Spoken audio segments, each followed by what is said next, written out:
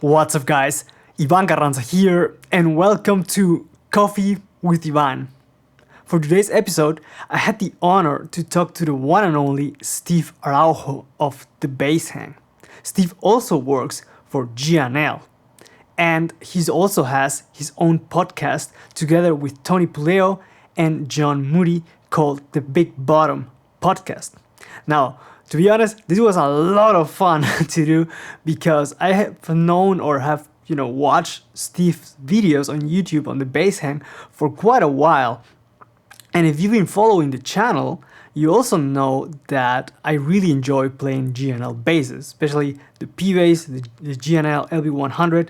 I love that instrument. It's a really good sounding P-Bass, so it was a lot of fun to talk to him now that he's working for G&L to gain some insight about the company, and also especially because G&L was the last company made or founded by Leo Fender before he passed away. So it was really interesting to hear his experience working there. And as you're gonna hear later in the podcast, we talked about a lot of different things, and I really enjoyed the conversation. We talked about making videos, social media, working out, cooking. We talked about gear, preamps, basses, interfaces, the podcast, getting into music and traveling, and taking challenges to grow as a person. It was a really cool conversation, and I hope you guys enjoy listening to it as much as I did having the conversation with Steve. If you want to know more about what Steve does, you can go to The Bass Hang on YouTube as well as Instagram, or also thebasshang.com. And like I mentioned earlier, you can check out the Big Bottom Podcast with Tony Puleo, John Moody, and Steve Araujo on Spotify and also on YouTube. I hope you guys like this episode. I'll see you guys in a bit.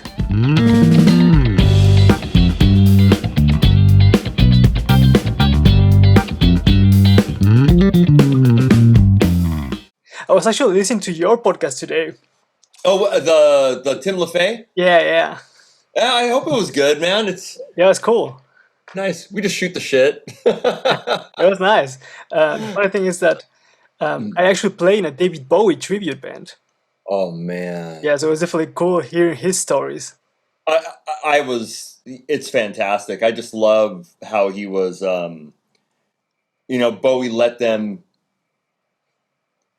them be artistic without making it tired, without a bunch of takes, like 2 takes and that's it. Because obviously, after a few takes, but then again, you get the other side where like a record like Asia, Steely Dan, they were so meticulous about everything. And obviously those guys were taking take after take after take. And, there's both sides of the coins, but I just thought it was rad how Bowie was like, no, man, you guys have to be creative and let the creative juices keep going, and don't tire it out, I guess. I don't know. It was really cool. Yeah, definitely. Most of the time, like the first take or the first 2, like Tim mentioned, is like those are the solid ones. That's it. Maybe you can punch in a few sections and then blend those, but like for a whole performance, usually the first couple ones are the most solid ones. Yeah, it's always kind of, if I get stuff sent to me, I'll do one really conservative and then one with some fills. Yeah. And then there you go. Then you guys can, pick and choose. But anything over that is just like I don't know. It just gets repetitive and you get conscious about what you're doing. So it gets tired, right? So definitely. Or it can get tired. I don't know. Yeah. Are we recording? I'm recording already. I love it, dude. Yeah. Yes. After my You have to. Yeah. You gotta keep, yeah. One thing that I've learned is always be recording, because you never know when you're gonna miss something important, and then you're gonna be. Dude. Damn. Yeah, that's awesome, man. No, but I love your channel, and I love the quality. You can just see growth, like with the quality of your stuff is just getting better and better and better, and you're trying new things. And for me, that's what it's all about. You just have to keep evolving. So kudos, man. I've seen your stuff. I'm like, this guy's doing it right, man. I like it. It's funny because I've noticed myself just from the delivery standpoint. First of all, I think you are also actually a Spanish native speaker, right? Yes. Me too. Yes. Oh, really? Yeah, I'm from Peru. Oh, from Peru. Whoa. Yeah. What, Peru, but with German? Because you're... I moved to Germany to study music. Wow. Yeah. So Wow. I'm speaking in a foreign language all the time and just doing it in front of the camera. It took a bit to get comfortable, you know? That is so crazy. Well, because I think I hear, I hear the Spanish accent, but a lot of the times I just assume like, but that's got to be some, German. So, dude, that's awesome, man. Yeah. Pero sabes que mi español está un poco, nací aquí, Mm-hmm. pero mi familia es del Salvador, or Salvadorian, Mm-hmm. but I'm first generation here, native Spanish speaker, but then went to school, learned English, and then obviously, you know how it is in this, well, wherever you are, if you're a foreigner, you want to speak the language that's spoken in where you live. So it was almost like I was ashamed for a lot of years speaking Spanish. Mm-hmm. So I was like, no, English, English, English. And then, I'm just glad. But sometimes my Spanish is better than others, but I studied it in school also, and I studied French also. Yeah. So that was like those were my majors, basically, were languages. So Well, I think that's funny because I've lived already 7 years here in Germany, and when I talk to my parents who are also still in Peru, sometimes I forget words, you know. Hablas alemán, ¿verdad? You see. See, okay, so you speak German. Did you study it before or just immersion? No, I went to a German school in Peru. It's a whole story.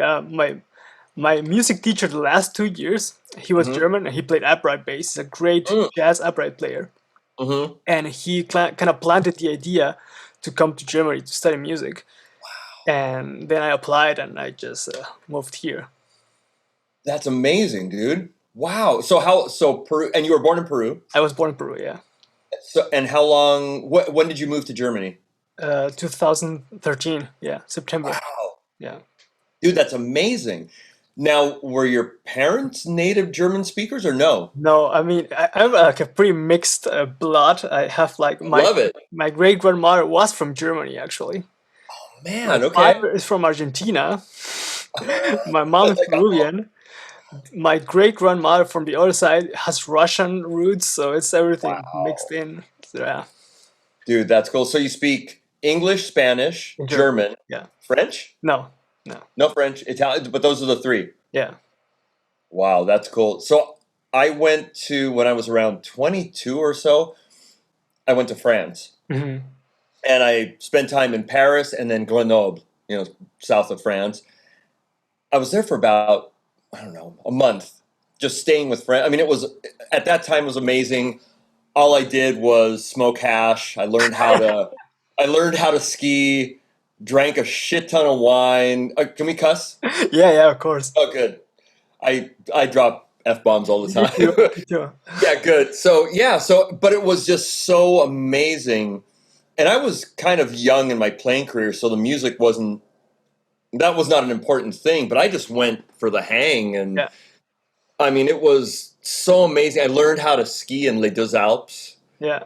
While on wine and a bunch of hash. And it was just so amazing because, you're young, you don't give a fuck, you're just like, whatever. And, I got to go to the Louvre. I went to where Napoleon, it was just amazing.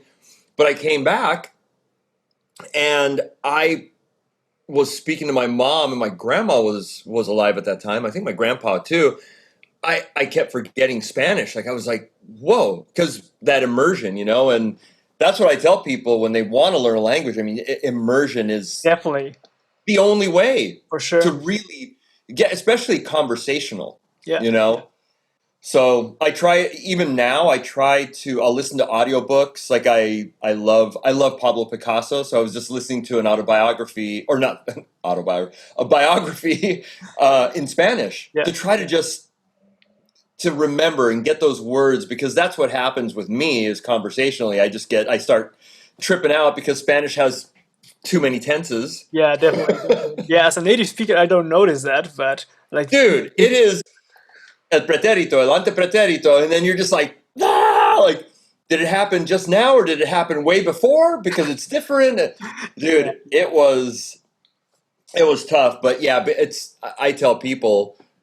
It's like being an English major, because like, oh, that must have been easy because you native Spanish. And like, no, it wasn't, because I mean, you read like Cervantes or something like that. Dude, that's tough. Cien Años de Soledad or something like that, and you're just like, time out. Yeah.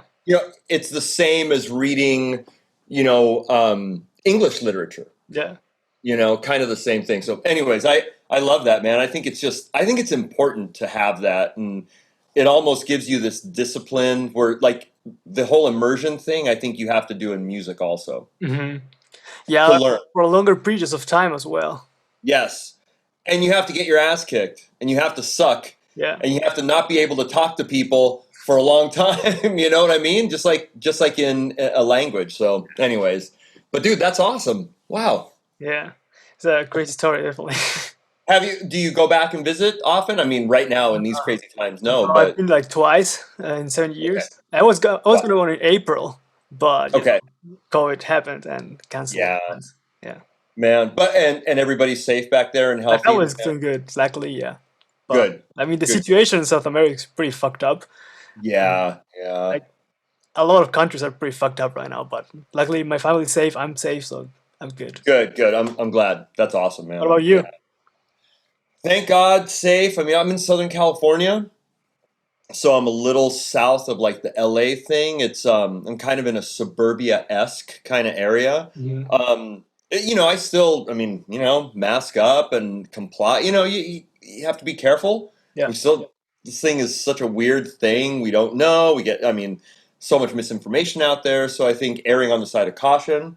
But yeah, it's good. And I know I've had friends come down from LA, and it's a lot more hardcore there.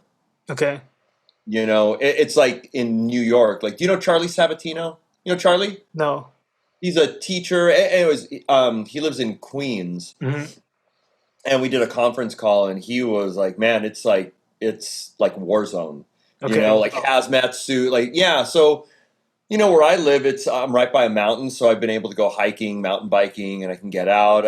So it doesn't feel as stringent here as in some other areas. And I think just because we're not so densely populated as like a downtown LA or something like that. So, but thankfully everybody I know is healthy. We're all healthy. I get allergies, seasonal. So dude, every once in a while I'm like, oh my gosh, COVID. And it's like, oh yeah, there's still allergies. Yeah. I think when you went to NAM, you get pretty sick, right?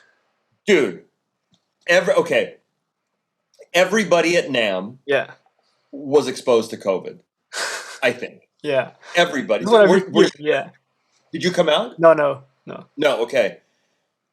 And there were a lot of people sick. So for G&L, I was in charge of the booth, setting it up, putting it, doing all this stuff. So I was literally there the week before, the week of, and a couple of days after. Mm-hmm. And about 14 days after that, I was at a gig, and then literally on my way home, got the gnarliest fever, was sick with fever for like 2.5 days. Then it kind of went away, and then it went to my lungs. So I went to my doctor, and he goes, well, and at that time it was early. It was like middle of February, so it was like literally like 14 days after NAM. Yeah.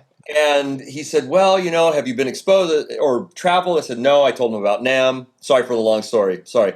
Don't worry. Basically, they did chest x-rays. They said, well, it looks like you got pneumonia and you have a fever and you have cold. So let's treat the influenza, let's treat the pneumonia, and let's give you antibiotics. So, a few days after, I just kind of rested and I was okay. And I've been okay. So I have not been tested. I kind of want to go to the antibody test, but I don't know what that's going to prove. I don't know. So yes, I was very sick.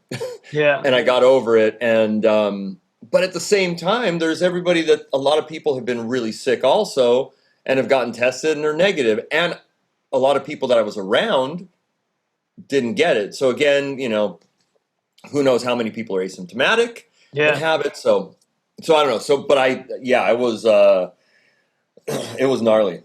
I remember, really, I think you sent me a message about it. Like you had like pneumonia, or I read it somewhere. I don't remember correctly. Yes. It was bad. So, I guess maybe one of these days is, I should go like my next visit and like, okay, let me just get the antibody test. Let me just check. And obviously if I do and they are taking any blood to help, I mean, obviously I'd love to like, here, give my blood. So yeah. But I think that a lot of people at NAMM were exposed. Yeah. I think it was here. Yeah, probably. I mean, so many people traveling here and there. So, yeah. Yeah, and I was kind of doing a little bit of business and stuff with music area cases, and they're from China. Yeah. And I was talking to them. I went to their booth a few times, talked to them about stuff, took pictures, bro hugs and everything. So everybody was just like, yeah, like, so, and then I'd refer my buddies over to them. And so who knows? And then that whole downstairs at NAMM is all international. And I think I heard that a couple of people got really sick down there. So, everybody was exposed. Yeah. So, who knows? Yeah. Who knows? Actually, how did you end up in G&L? Let's see. My good friend Ron Moreno, who is the national sales manager, I've known Ron forever. Really good friend. He's worked for a lot of music companies. He's had a lot of experience in the. He's been a national salesperson for a lot of different companies. Like I think Analysis Cables. He's done strings. So, anyways, known him for a long time. He knew I had the bass hang and was doing videos and all this. So he actually years ago would have me do videos, product demos for some of his companies. I think Koch Amps was his thing. Then there was a pedal company. So fast forward, he started working for G&L, and they needed somebody to create content and do videos. And he called me up, so I started just doing videos. That was it. Mm-hmm. They came out with the Kiloton, and that was me. I did the content, the video for them, the JB5, and then it just kind of progressed.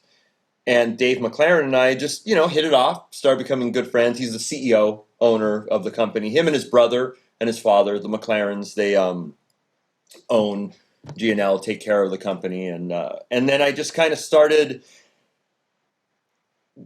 demonstrating kind of the skills like you're learning. Like you learn, you get a job from a job. Yeah. And all these years of doing the bass hang and learning how to build websites, manage websites. Manage your YouTube channel, get subscribed, all that encompasses this new kind of marketing I knew how to do. They didn't have anybody, so little by little I started kind of showing my skills, I guess. And that's fast forward now, I'm kind of, I hold a lot of hats there. Everybody there, it's a smaller company, so everybody kind of does a lot, but I'll do artist relations, I'll do project managing, R&D, all marketing. I'm kind of in charge of the big marketing, and we're getting bigger and bigger. But right now, it's me creating all this, and I think I've done more than 100 videos for them. So now we have some really good stuff. We're building this. I guess all the visual stuff I'm kind of helping with, And Dave McLaren's really great at it too. He runs the CLF Research Instagram. Yeah, I follow that too. Dude, he is. I tell him, I'm like, dude, it is fantastic what you're doing. I go, just keep doing that, because it's such a good personality. So I'm there, kind of doing a lot of stuff, but doing a lot of the marketing, production, project managing. So I kind of created this little niche for myself. Yeah. In the company, and now I'm part of it, and I used to say that I'm 1 degree of separation from Leo Fender, and I am directly. It's not even a degree of separation. I'm actually working for Leo Fender. Yeah, which is it blows me away. Every day I'm like, wow, I'm really fortunate. Yeah, I'm very lucky. Yeah, what's that?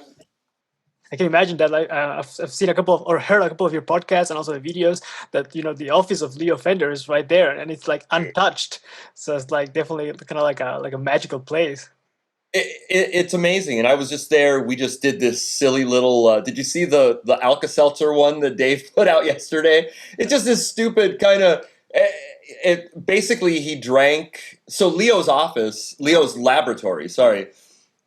he has these like Listerine bottles. Basically, it's untouched. So there's, Listerine bottles. There's like, there was this almost like an Alka-Seltzer kind of thing that's literally like 30 years old. And Dave was like, well, what if I want to videotape myself like drinking it and seeing if it works. Oh, hell yeah, man. So we just put this stupid thing together, but it was, at Leo's desk, and I get to, I've been a part of some new instruments that literally, like the Espada guitar was Leo's design that never came to fruition. So I was part of that, getting it out there, doing the media, doing the, it's pretty amazing. It's kind of one of those things that the culmination of kind of what I had envisioned in the beginning for the bass hang, that was a vehicle for me to kind of expand and always learn. Yeah. And kind of where I'm at now. It's really cool. So I feel very lucky. Yeah, I can imagine. Did you also develop the Matador bass, or was that already like in the box and then you like revamped it? Matador is weird. I placed an order for one, by the way. Dude, yes. Did you get the MFD pickups? No, the Aldicos. Yeah, I know you're big on the MFDs, but in my head, when I think of a P bass, I hear Aldico pickups. I hear you. The cool thing is, what I'll do is I'll send you some MFD pickups also. Oh, that's awesome. Thank you. Yeah, so you'll be able to switch them in and out. The Matador is a weird one. It's almost one of those things that right now it only lives in custom shop. Yeah. There's no skewed models. There's no standards. I put together what we call these mules. Mules are mocked up instruments that are just kind of really shittily put together, but still quality. What I mean shittily put together is that unfinished body, maybe an unfinished neck, swimming pool, route so that you can put pickups in a different place. And I put an SB body and I had it routed out, and I was kind of fucking around with different pickups. I was messing around with the MFD in the regular position, and then I put like a humbucker in the bridge, and then I put like something else, and then I ended up putting an MFD in there in the bridge position. And at the same time, Ron Moreno was kind of working. So it's almost like his creation, but at the same time, I was fucking with something, and we were doing so. I don't give a shit. It was Ron. Ron did it, but we were putting stuff together. Yeah. So that's kind of where it came out. And I think in my mind, one of the original Stingrays that Leo, like the prototype, actually has a split coil P style pickup in the bridge position. So it's almost like when it does come out and we do kind of figure out some marketing, I think that's going to be one of the points where it kind of is an homage to that prototype. Mm-hmm. And everybody likes a double P. It looks good. It looks sexy. It's rad, and I think you'll dig it, man. That's one of my main 4 strings that I play when I gig nowadays. So yeah, and I love it, dude. I'll be on the look. Did they start making it already? I placed the order like a week ago or 2 weeks ago. Through Music Vine from here. Yeah. And they told me like, I don't know, 3 or 4 months. So I don't know. I'm gonna check in Monday and I'll see if they didn't pick woods. I like doing that. I'll pick some woods. I went with Swamp Ash body, maple neck, maple fingerboard. Nice. And stainless steel frets, and then jazz neck. Oh, okay. The 1.5 inch nut width. Yeah. Nice. Yeah, I'm a short dude, though. No, dude, I like 1.5 inch nut width too. 1 5/8 is kind of my money, but I do like I like 1.5. Yeah, I have to say that like the LB100 I have here, that neck profile is extremely comfortable. I mean, I was very blown away at how good it felt. Yeah. But I have my Lakland P bass, which has a jazz neck on it, and it just feels like money there. So I was like, yeah, we'll do 1.5. But I'll text me or send me a message Monday. Well, and I'll get on top of it, and I'll see. Yeah, I'll take care of you, man. Awesome. But the Matador, and I'll get you extra pickups too. What are the controls that you got? I don't know. I left that stock. There's really no stock. Okay, I don't know. So mine I have volume, tone, mute, and on. That's what I have. Yeah, I thought about something like that because I hate having two volumes and not being able to kill them at once. Yes, that's why I got it. Yeah. There's also OMG, but I didn't do the OMG I didn't do series parallel because I have the MFDs, and it's just almost too much. Yeah. But we'll think about it, dude, and we'll figure it out because there's no stock option for it. Okay, so it's kind of one of those things that you can have whatever. But I like volume panning, but I like volume also. Yeah. And it's nice to have just a kill. Yeah, I don't know if your experience. I was reading about that the other day. Like when you have a volume tone, I think you have less capacitance resistance on the circuitry than when you have volume blend tone. I don't know if that's true or not. I don't know how much affects the tone. When it gets into values and all that stuff, I just know what I like when I like it. Yeah. And what I don't like. So I go by knee-jerk reaction, so I'm not sure. Sorry, man. That's good. No, but I think I probably would go with your combination too, because like I said, when I have a jazz bass that has two volumes, I'm like, I turn one off and the other's still ringing, and that just annoys me. I know, yeah. The mute is nice, but we can hook it up anyway. But like I said, I'll be now I'm personally involved. I'll take care of you, man. We'll pick some nice wood. Yeah. I get it. But you're gonna love it. Yeah, I mean, overall, I think the first demo I did for G&L was last year, and before even playing one of those basses, I wasn't really aware of the brand. I mean, I had seen the brand, but I had only seen the tribute models. Never played or saw a USA bass here or in Peru, for example. Yeah, and I remember when I played the first tribute basses, I was like really surprised by the quality and the sound of them. Like for the price, it's like crazy. It's really good. It's really good. Tony Puleo? Yeah. He loves the tribute L2500s. He has two. And I sent him an American one. Yeah. And he was like, you know what, man? He goes, I like the US one, but I like the tribute. So, to each his own. Again, that just goes to show you that you just have to play it and see if you like it. If you don't like it, then don't get it. For him it works, and he's able to have two L2500s that he, gets to play and beat the crap out of for, under, I don't even know, like $1,200 for two. it's it's a steal. It's a steal, yeah. But then again, it's like anything, dude. You go to the US one, a little more refined. I don't know. They both work. They both can be gigged, and yeah. I remember when I tested the JB tribute bass, I was like, I didn't know what I sent it back because it was that good. And I remember I showed it to my bass teacher here, and he was like, if I close my eyes and just play it, I would say that's a 60s Fender. It's just like killer. The first time I think I did a demo, and it was just like, oh my gosh, this thing, I was just being stupid and just slapping the crap out of it. It was so easy to play that it was like, I can just do this, though. I was just Marcus Miller everywhere. So, it was just an easy bass to play, and it just worked. And the P bass is great, too. That's why I have a lot of guitar players that need a good recording bass. Yeah. And like, I'm looking for a P. I go, just get the Tribute LB100, man. Yeah. It's, $400, $500, if that, somewhere around there, and it just works. It's a good P bass. Solid. Yeah. For sure. Yeah. Love it. It took me a long time, like in my head, because I grew up listening to from my cousins like Deep Purple, Iron Maiden, Black Sabbath. Yeah, that's like a P bass sound, and yes, it took me a long time to figure out that the sound in my head of when I think of an electric bass, I hear a P bass, and I remember I had an exotic jazz bass, the brand. Mm-hmm.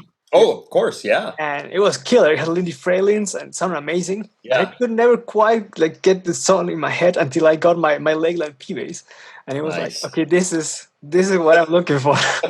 That's the sound. Yeah, there's something about, and I always say this, and I get flack, but I really don't give a shit.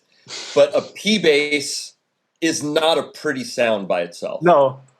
You know what I mean? Like it's not like this, ooh, it's not this sexy sound. It's just this gritty thing. Yeah. That by itself is rather ugly. Where a jazz bass by itself, I mean, you just listen to it and it's glistening and pretty and all the tones are, every harmonic, whatever.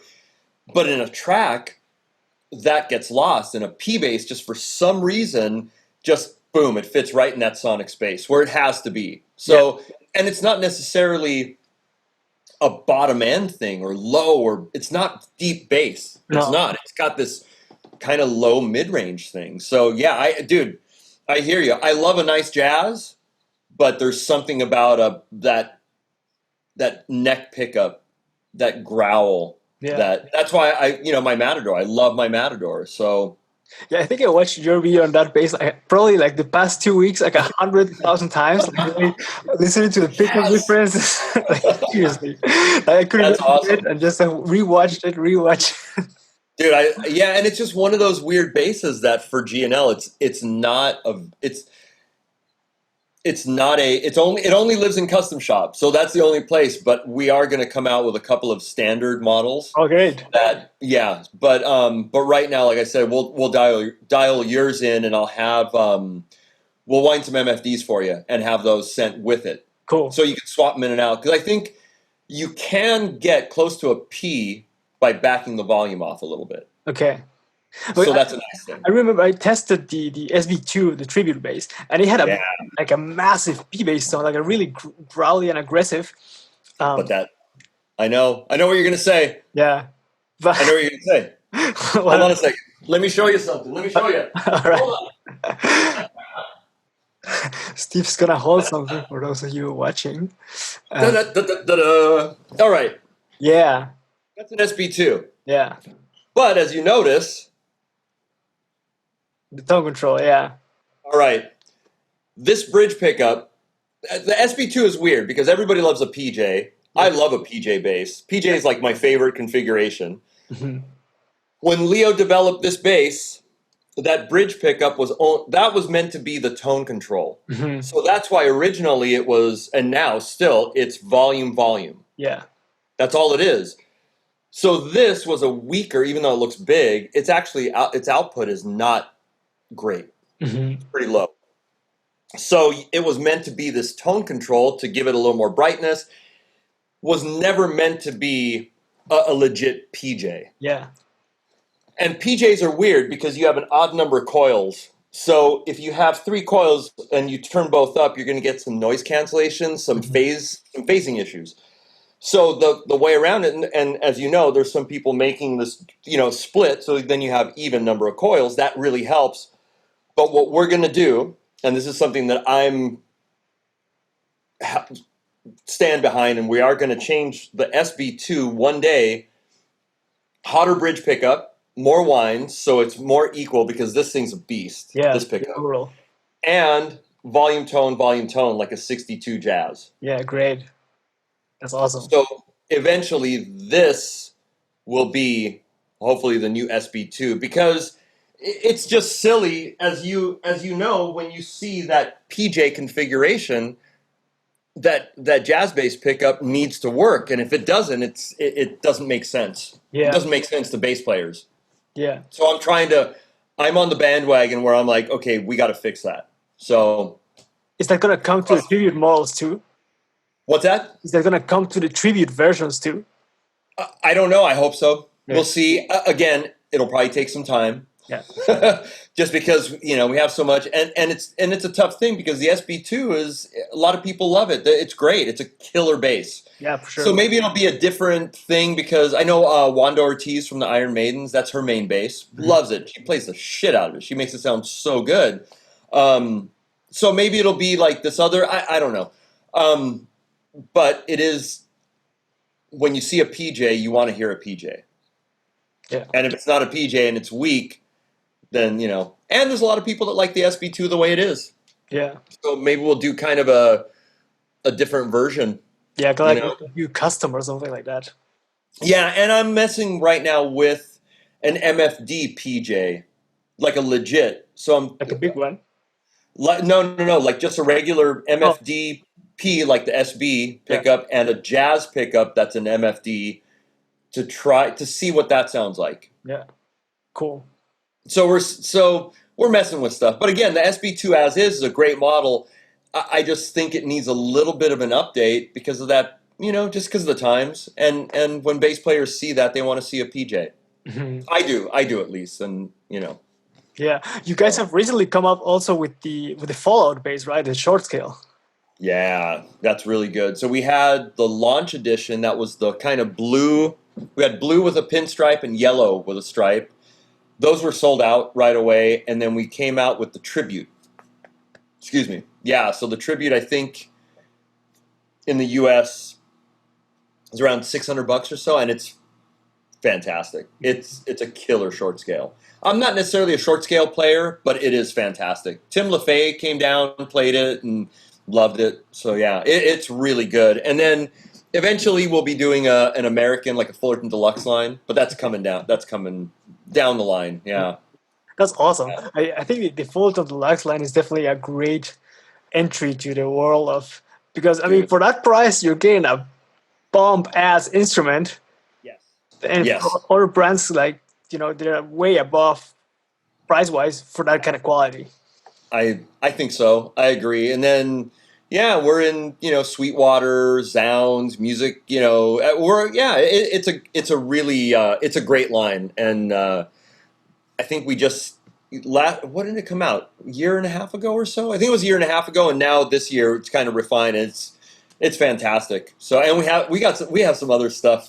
I can't say, but we have some other stuff coming. Yeah, cool. Looking forward to that. Yeah, we got some other stuff. I might be able to show you something in a bit. I don't know. I've seen a couple of pictures on Instagram about the JB5. I don't know if you're referring to that, but it'll be JB5, L2500, L1005. It's all right. Yeah, if you look up Big Chunk, there's something about it that's it's going to be really good. Awesome. It's going to be good. Yeah. Let's just say it's going to be good. Awesome. But I'll let you know. I'll let you know. And it basically is for 5-string players. Yeah. Are you mainly a 4 or 5-string guy? I'll play both. Mm-hmm. I'll play both. If I had to go the rest of my life, 4. Mm-hmm. I just love 4s. Yeah. But I like 5s too. I mean, dude, I'm 53, so I'm a bit older. So I remember in the late 80s, I had, what did I have? I had like a Fender 76 Fender. I had a Guild Pilot bass, and we would make these. Actually, we were talking to the podcast that's coming out next week is with Joe Hubbard. Mm-hmm. Are you familiar with Joe Hubbard? Yeah, dude. Like one of my heroes. I had his book, like literally. His book, his instructional book, is my version of it is so tattered, and it was a book that I learned so much. And here, if anybody can get it, I got all kinds of stuff in my studio, Ivan. Sorry. Don't worry, it's all good. It's better. Dude, this. Yeah. Wow. This book. It's pretty torn up. It's tore up, and it's hard to find, but you can find it. It has Stanley Clark. It's got so Stanley, Marcus lines, and it has transcriptions for Jocko. Yeah. Mark King. So, and one of my recitals, college recitals, I did Chromatic Fantasy, and I learned it from that book. Wow. Because he transcribed it. It's a Bach piece, so it was probably but he transcribed it the way Jocko played it, so that it's notated for bass. Yeah. And I've got all like the measure number.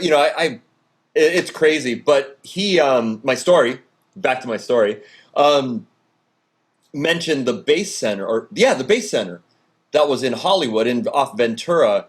And in the late 80s, my friends and I would make these pilgrimages to go up there because you couldn't find a Warwick, a Tobias, a Ken Smith.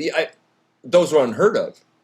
Like they were these mythical instruments that you would see in Bass Player magazine. Yeah. And you're like, oh my God, like nobody had them except for bass centers. So I went up there and I fell in love with like a Warwick thumb bass, and they had Ken Smith. But I ended up getting a Tobias Basic 5-string, serial number 642. I actually had gone up. I took it up to Mike Tobias when he was in Burbank, and at the time. But I started playing 5-string when I was like in the late 80s. Yeah.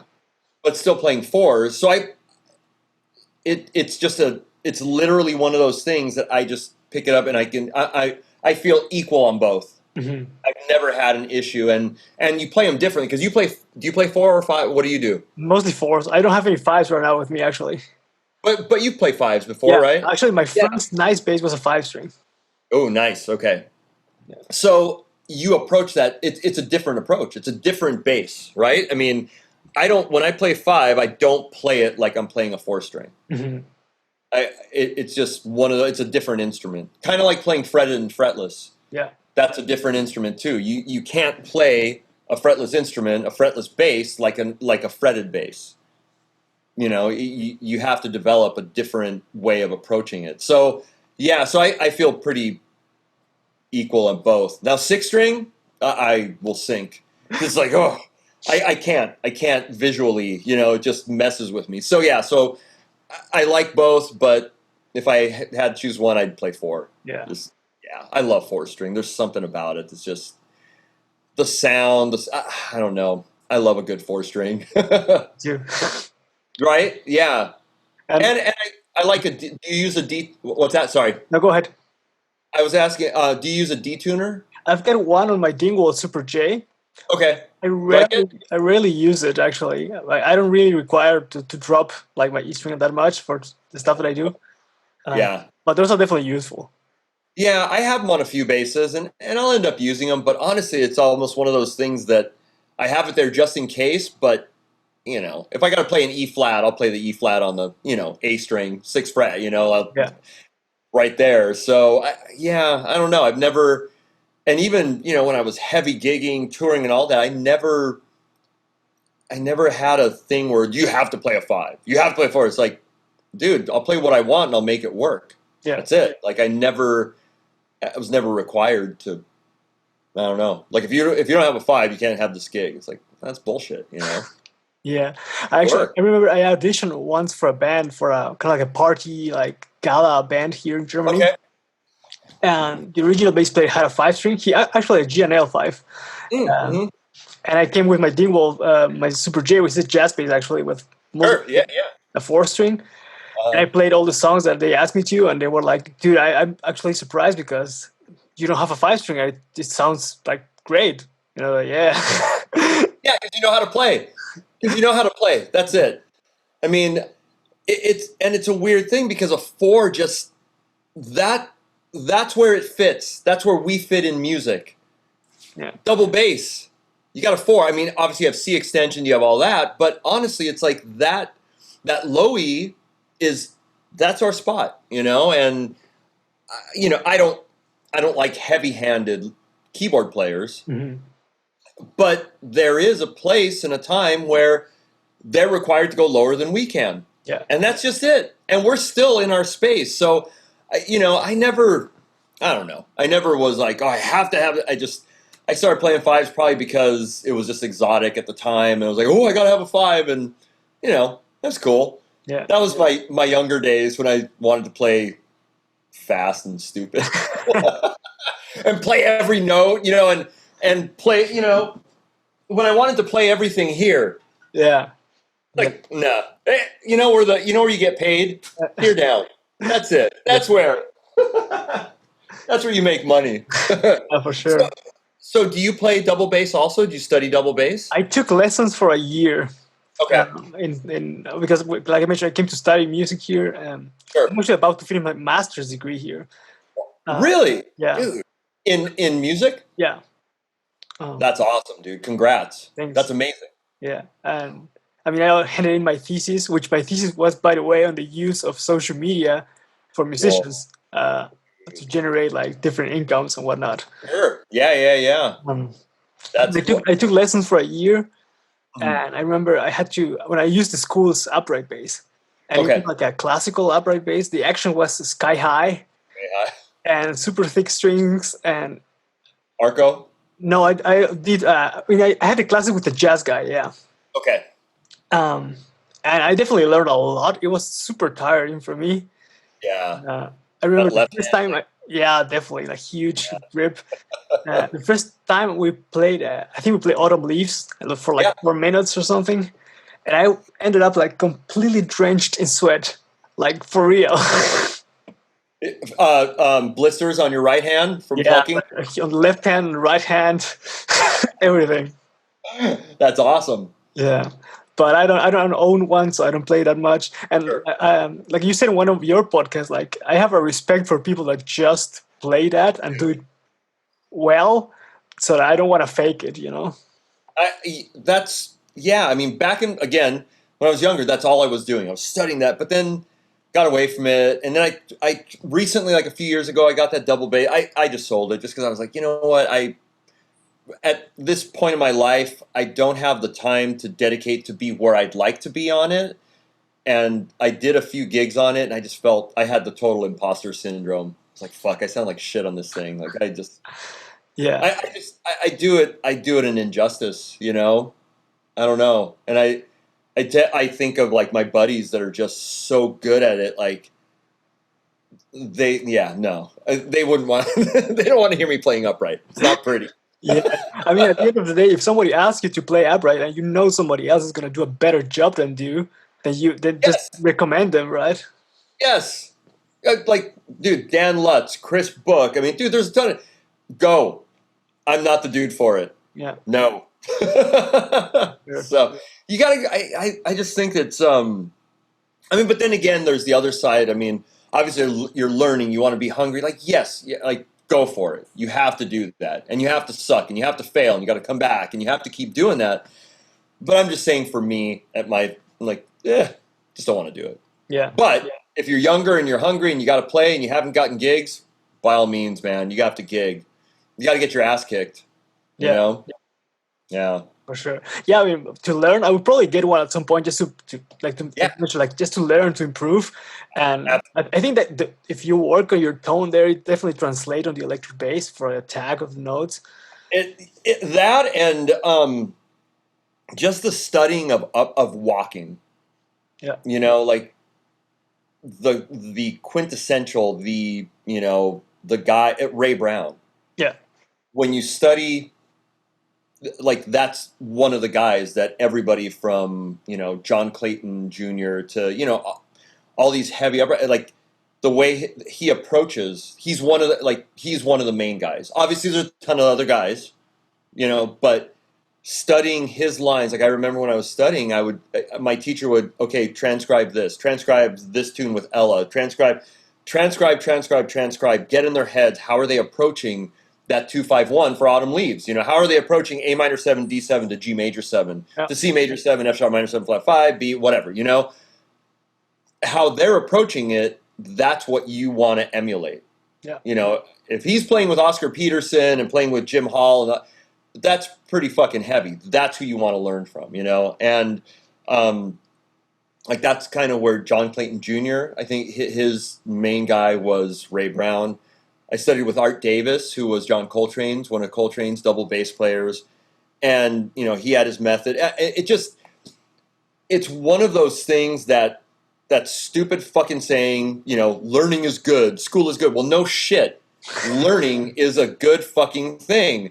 And learning these disciplines is just really important. And it's going to, even if you're not an upright player, knowing how to comp and walk is important, in everything, I mean, listen to Jamerson's lines, his chromatic approaches, dude, that motherfucker, he understood that. He understood chord tones, strong, weak beat kind of thing. So anyways, there's my rant. Study, learn. That's totally good. Yeah, go ahead. I just think it's all under the acquired knowledge, umbrella, which everything, you're studying that, it's going to move to everything. you know, and it's a good thing. Approaching that stuff is really good, you know. I mean, dude, just even like Autumn Leaves is just one of those tunes that you should be able to play it a couple of times and then know it and know its structure and explain how its structure. What is Autumn Leaves? Well, it's 2-5-1s in the major and the minor keys, you know, like, and then obviously it goes way deeper, but just understanding that and understanding how to, dude, play that legit, like, jazz, play it like bebop, play it like a salsa tune, play it without, you know, like a tumbao, you know, play it hip hop, you know, and then add in your substitutes, you know. So anyways, yeah. So did you learn a lot of jazz while you know, growing up? That jazz and classical was what I did. That's what, when I decided to study and learn, it was Simandl. I did that too, yeah. You know, Simandl, French bow, study, Jocko.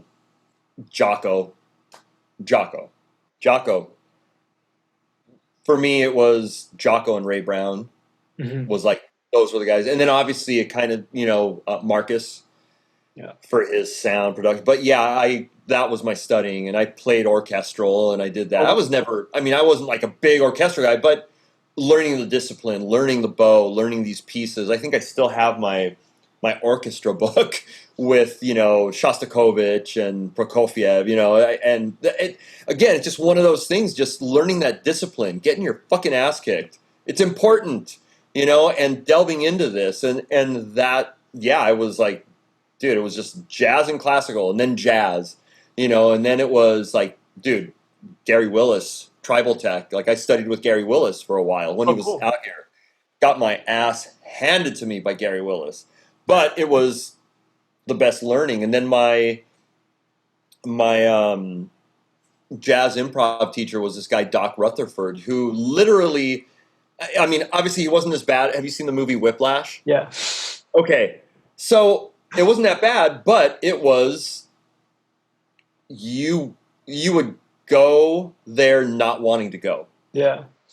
Because you knew that you were just going to fucking suck, you know. And I played in the big band, and a lot of like major players would play in this big band, and I'd play in different, you know, they had the different time slots and stuff, and he would just decimate rhythm sections. It was brutal.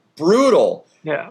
So we would do his swing band, but he had an improv class where we would just take standards, and he would do like Stella by Starlight. Okay, Stella by Starlight in B flat. All right, Stella by Starlight, Stella by Starlight in A. Like we do two choruses, and then G, and literally you're just like, fuck, fuck. But I will tell you this: to this day, I think on every gig, I use the skills that I learned from him. Yeah. Dude, he would yell at us. It was brutal. But you learn, you know, like there's been so many times rehearsals, run-throughs for gigs where, we're doing this tune in B flat. Oh man, you know, we need to do it in E flat now. You know, are we ready? I'm like, yeah. Like, from getting my ass kicked, I can transpose anything at any time, just play it. Yeah. And I just think, for my thoughts, I just think intervallically. Mm-hmm. That's, you know, other people think differently. I just think intervallically. Like, oh, it's up a fourth. Oh, it's up a tritone. Oh, it's up a fifth. Okay, everyth's there. Up a fifth or down a fourth or whatever it is, you know. So, and that was from just, okay, joy spring in G, joy spring in E flat, you know, and you're like, fuck, you're just like, barely hanging on. But it taught you how to do that and all these skills, you know, and how to think on your feet and how not to sweat. You know, like you're under this fucking severe pressure where it's never going to be that gnarly on a gig. So when you're on a gig and you're like, all right, fuck it. You want to do, you know, I can't even think. You want to do, you know, My Girl in F. Yeah, no problem. You want to do My Girl a whole step down. Cool.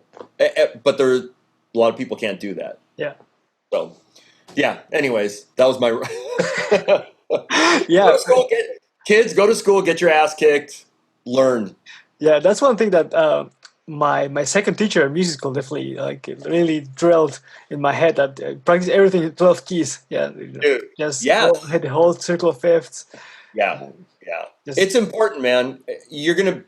I can't tell you, like I said, how many times they'll say do a tune, whatever, and barely anybody can do it. I'm like, keyboard player can probably do it because he's just hitting the fucking button. Down, half step, okay, here it is, and they're still in, cheaters. The challenging thing is there was when something requires like open strings and you transpose to like D flat or something, and then you have to like figure out the whole thing, right? Well, that would be like, for me, like What's Going On by Marvin Gaye, right? James Jamerson. That one's tough because you want to play that open E, you want to play like Jamerson did, and then you move it to like B, and it's like, oh fuck, that's just weird, man. Like on a 4. No, I played an F, so it's like, oh yeah. So, but then again, there it goes from, okay, do you know the song in rote by just your fingers, or do you know the song by changes, or really know the song? But to tell you honestly, that would be a tough one for me to play in G because I'm so used to having that open and those runs, and it just sounds so good. But then you start thinking like, okay, it goes to the 1 to the 6 to the 2 to the 5, But I'd have a tough time. That'd be like one, oh shit, okay, thinking cap, Yeah. So, anyways, yeah. The other day I was transcribing a bit of "Do I Do" by Stevie Wonder. Dude. That one's a B major. Yes. And if you tune it up, if you detune your bass, a half step is so much easier. But just learning the whole thing in B is like learning B, man. Yeah. Oh man, that tune, that's still tough to play. It's that minor, it's that pentatonic, and the obviously Sir Duke, but yeah, Do I Do, man, and Nate Watts just amazing bass player. Fucking that tone, his tone on that tune where do I did it, play, he has him play, has Nate Watts do a little boom boom boom boom boom. The tone is so growly, just one of my favorite bass tones for sure, man. It gives me chills. I'm thinking about it like, it's so good. Yeah. Are you gonna do a video on Do I Do? I used that for to demonstrate. I did a comparison on a couple of caps, and I used the groove of that to.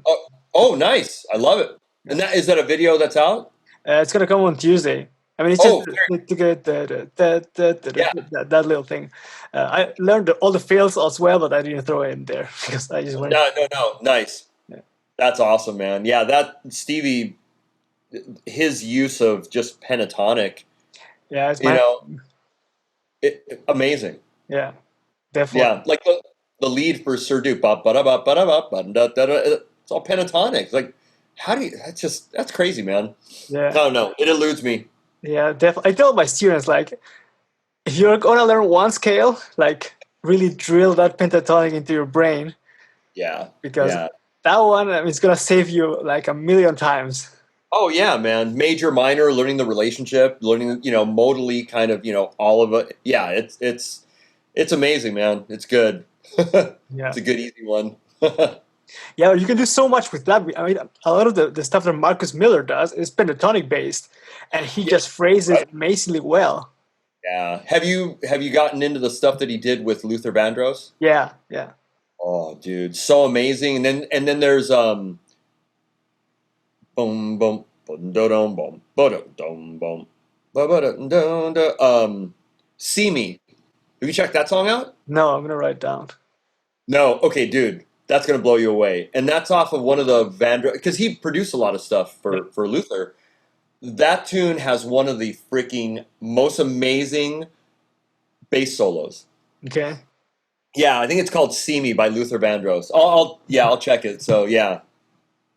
While I use this. So, while we're talking, hey, with the use of social media, we can actually do a podcast and and check socials at the same time. Check it out too. Yeah. See Me.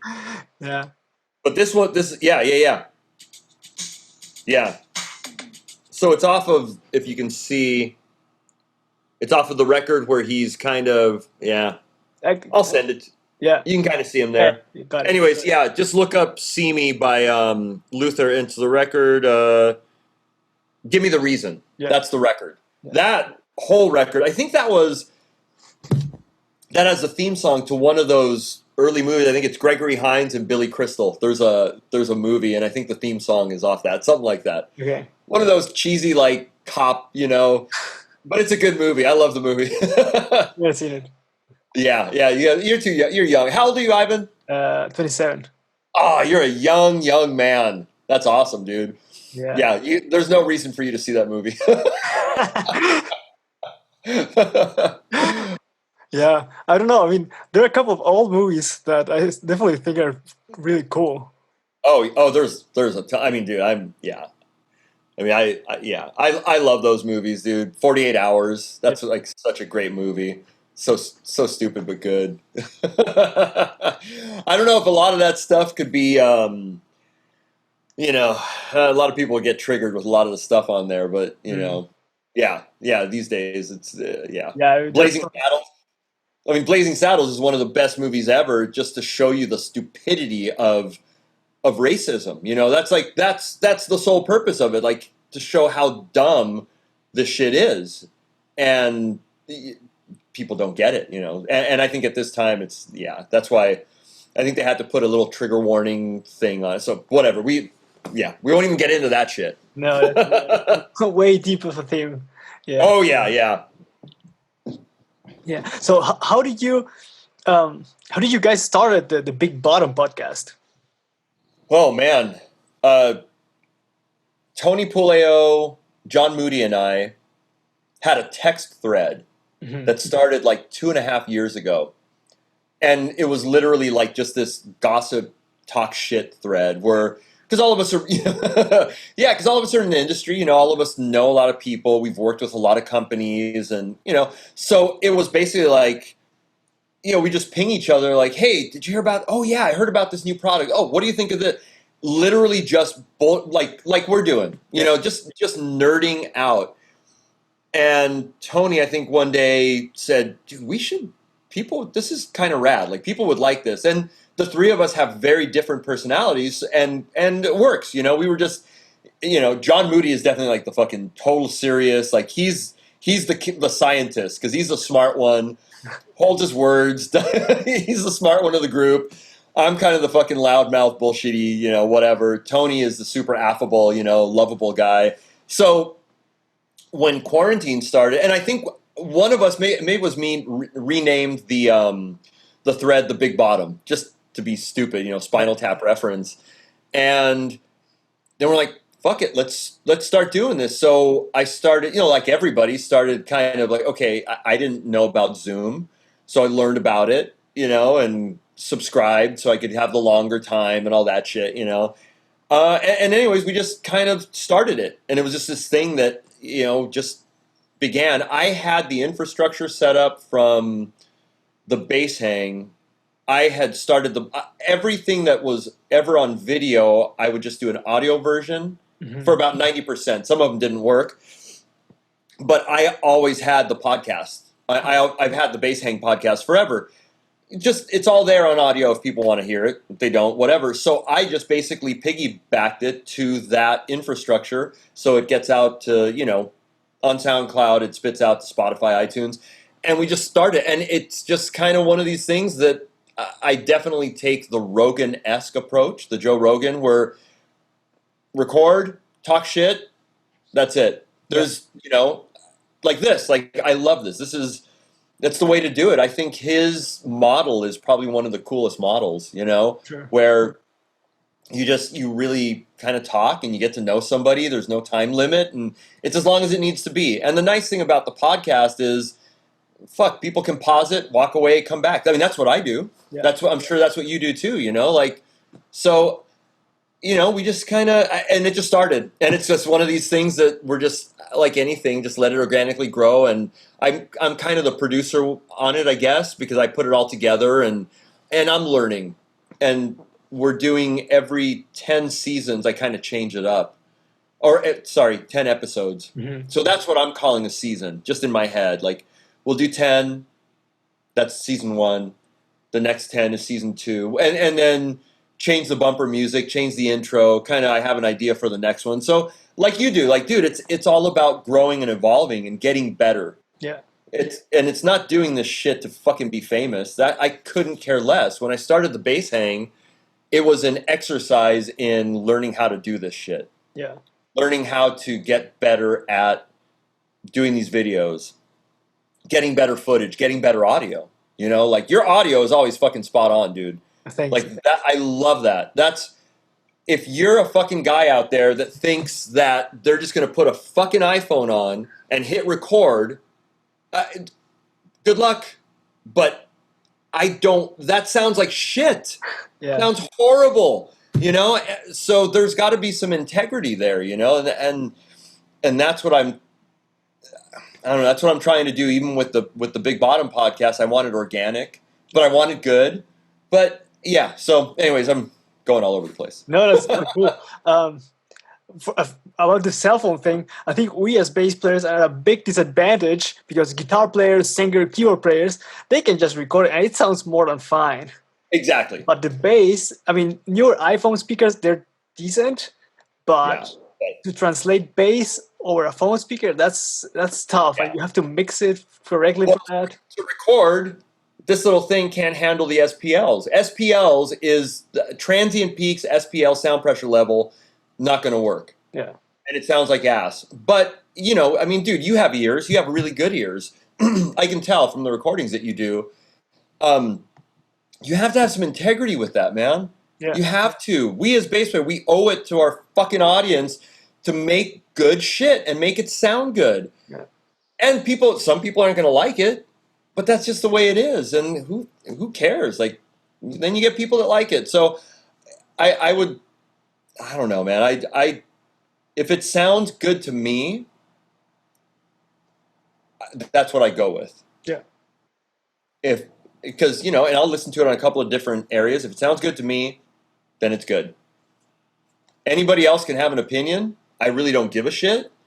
But if it sounds good to me, then that's how I go. I go with my gut, you know. But, you know, there's been some time. I mean, dude, I've put out some shit.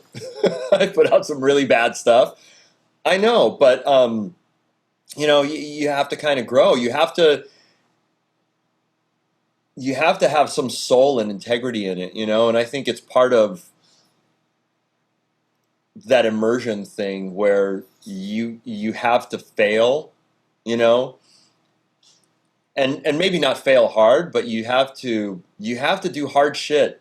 You got to do it, you know. It's like there's a reason why, you know, vocals are mic'd and an instrument is mic'd up and those two channels are merged together. You know, there's a reason it's done like that because that's the way it sounds good, you know. And so, anyways, yeah, I think it's important to relate this stuff in a good way to make it sound good, the best that you can, you know. And there's nothing wrong with experimenting, but at least give it an effort, man. Yeah, like, I think that's one thing that at the beginning of the lockdown, for example, a lot of people wanted to jump in to online content creation, and they were like, how can we monetize this right away and charge people to pay us so we create stuff? And it's like, dude, you have to put in some work. Momo said it really well. Michelle Laredo, Momo, the Momo Zone. We did a podcast a couple of days ago. Really watch it. Yeah, and he was fantastic. He was like this fucking Tony Robbins motivational speaker. I was like, oh my god, this guy's fucking rad. I can listen to him forever, you know. But it takes a year or that to learn. Okay, so you've got to learn a DAW. So Logic, Pro Tools. Yeah. You have to learn how to record some stuff into that, make that sound good, bounce it down. Then you have to learn an editing software. Yeah. Fuck iMovie. If you're a real person out there that's doing video and you're using iMovie, you're a fucking amateur. Yeah, I'm sorry. Do you use iMovie? No, I use Final Cut. Okay, so I get it. I use iMovie for quick down and dirty. But when you really want to do something and Final Cut, Premiere. If you're on an Avid system, obviously you're doing some other shit. You're doing it right if you're doing that. But really, it's iMovie is a toy. iMovie is like GarageBand. Yeah. I mean, I get it. But if you're really serious about this, there's no fucking shortcut. Everybody wants a shortcut. Everybody wants a magic pill. Yeah. I want to be skinnier. I want to take a pill. I want to create content and make a shit ton of money. I just want to do this. No, it's fucking harder than this, so it takes a while, it's these skills that you've been learning, you've put in the time, people put in the time, and then it's putting it together, and I always say editing is like, I hate it, but I love it. Mm-hmm. It's one of those things that, and you have to be passionate about it, or that drive and desire is going to fucking go away. Yeah. Because you're going to get sick of it. Again, it's that immersion. It's that for the love of it. If you're not in it for the love of it, of wanting to get better, you're going to say, fuck this, it's too hard. Yeah. Because it is hard. Yeah, and it's a lot more work than people realize. Dude, you kidding me? Like people, like you, same thing. People were hitting me up. Oh, what's the easiest way? There's no easy way, man. I mean, no matter what, you have to learn. Like, even getting like this, I love this little thing, the little mic 96K. Yeah. I mean, that might be the easiest to set up and go on your phone, but you still have to set levels. Yeah. You still have to be able to be comfortable enough with your playing to not go like, and then be so picky that nothing ever goes out. Know what I mean? Yeah. So at some point you got to go, fuck it. I play the way I play. I'm putting it out there. There you go. Yeah. So anyway, I think this lockdown really kind of showed people like this shit's hard. It's harder. Yeah. But the people that stick with it and do it, I think people are going to learn, and it's great. We're going to see a lot of good content. I think, cream rises to the top, whatever that stupid saying, but people that are learning it, I think it's going to be good. And I think it's a good learning process. And I've learned, I mean, God, man, doing the podcast, I'm still learning. I want to learn every day. I don't want to stop, and that's, I think that's been the motivation for even the bass hang is always getting better and experimenting and never really being happy with it. Yeah. I'm never really, I mean, I'm sure you do the same thing. You're like, definitely. Yeah. And I think that's a good thing. Yeah, me too. Yeah. I mean, I think there's a point where you have to say, okay, this is good enough. Like, this is worthy to be released. Might not be 100%, but this, by not releasing it, I'm doing it at this disservice. So just set up. Yeah. It's the paralysis by analysis. Yeah. You just like, it's like, fucking throw it out there. Yeah. Guaranteed it's going to be better than 80% of the bullshit that's out there. And you're going to get people that like it, and you're going to get people that hate it. So what? It's the way, it's, yeah. That's the tough one too, is the anonymity of the internet and keyboard warriors that sit in their, behind the fucking veil of no consequence. Yeah. These guys that are like, I've had all kinds of racist shit on my, God, I don't read it, and it's like. You don't read your comments? What's that? Do you read your comments or none? I read them, and then I just, obviously if it's somebody asking a question. Yeah. I'll go, oh yeah, because I get notified. I get an email. Yeah. So, I'll reply back. But honestly, man, if it's somebody that's shitting on me or something, I ignore. Whatever, man. I ignore it. Yeah. I think maybe once or twice I tried to be clever, but it's like, and you can't get caught up in that. No. They can't let it affect you. No, you can't. But then again, if you look, those people that are shitting on you, if you go to their YouTube page, they have nothing. Yeah. They have nothing. And they're sitting there, all they're doing is just shitting on people to make themselves feel better. Yeah. I remember there was a comment on one of my videos, I remember correctly, like, I think it was a pedal or something, and the guy wrote to me like, this review sucks, or this is a terrible review. And I was like, okay. And I replied, sorry that you feel that way. Like, what can I improve? And then the guy completely changed his approach. Said, oh, I didn't expect that answer. Well, I thought that maybe this part could have been a bit more longer, and like super kind, you know. But it just took me being like a normal person for the guy to like shift his approach.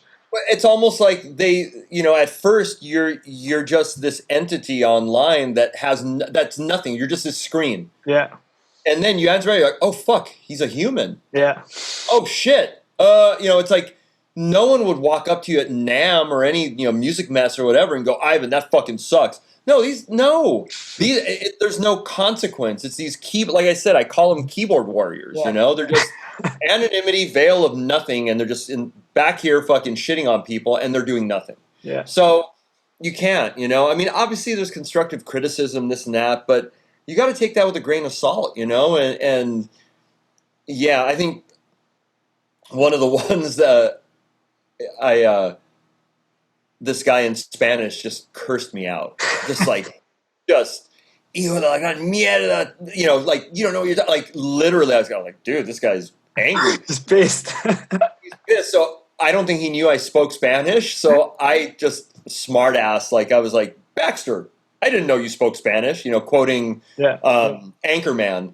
Dude, he came back and he was, I mean, I was like, oh, like, te voy a matar, I'm going to kill you. And all like, fuck, like, okay, it was just stupid, but I kind of felt good with my, it's just so stupid. Like, oh, dude. But yeah, you can't let that stuff worry you. If you think you're doing good work, and obviously you've been doing this, you listen, you have good ears, you're trying to get better.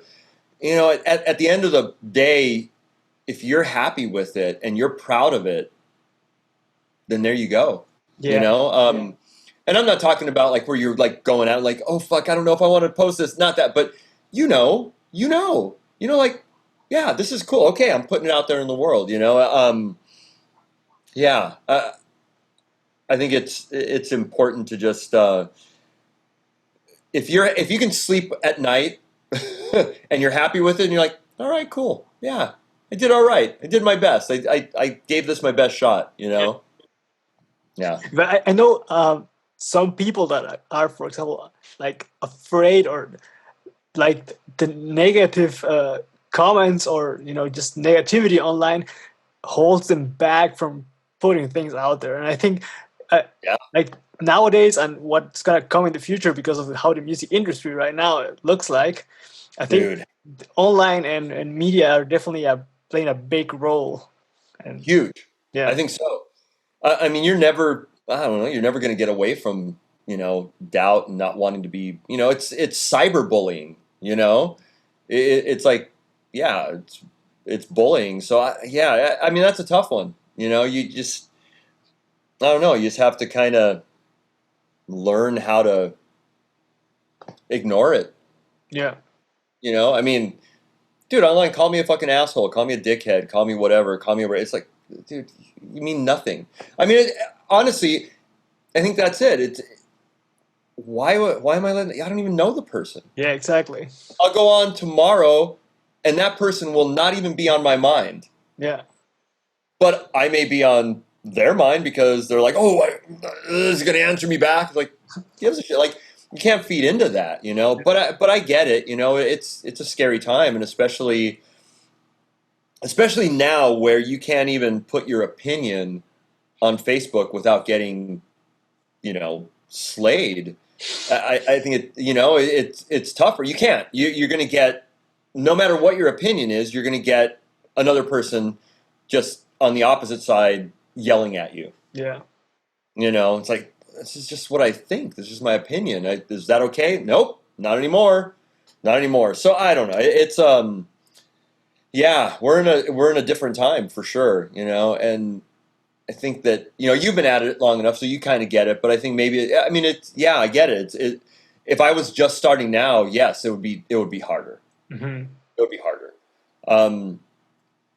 Just because I think you have to get used to that, or you just have to, because it makes you flinch at first, you're like, oh, oh man, they don't like it. It's like, it really does. I remember, yeah. Because I get a lot of hate. You know, just whatever. Yeah, there's a lot of people that do not like what I do, you know, and just is what it is. And yeah, I think, yeah, you know, at the beginning it stung. It's like, oh, you know, then you, whatever, man. Yeah. You do something. Yeah. And you're not gonna. That's the thing. I mean, if, for example, one reason why I decided to start putting out videos is like I was watching other videos and I was like, yeah, this is definitely cool, but there's always something that felt, and I wanted to do my version of it. So, and I didn't, I was not gonna go to their channel and say your video sucks, but what do I get from that? You know? So I was like, okay, I'm gonna try to make it better. So let's see if I can do it better. So or do it like in my way at least. Yeah, I think, you know, I mean, that comes from, you know, how you're brought up. I mean, seriously, that's your personality. That's how, you know, you're not the type of person that's going to shit on somebody and not do something. You're like, fuck, let me try it. Let me do it. You know, so I think, you know, it takes a personality. It takes how you were, how you were brought up, man. I always say, like, man, you have to do hard shit to make your life easy. If you're doing easy shit, your life's going to be hard.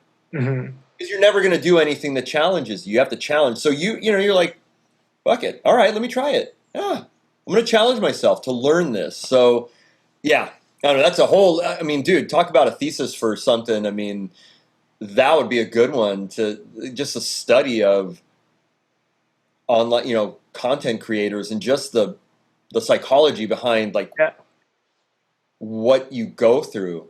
It's interesting. It really is. For sure. You know, speaking about content creation, I was listening to Jamie Lewis' podcast, The Bassist. And he, for his 100th episode, he talked to Adam Neely, and they talked about what is our job right now? Are we musicians? Are we content creators? What is a content creator? Like, what is content and all that?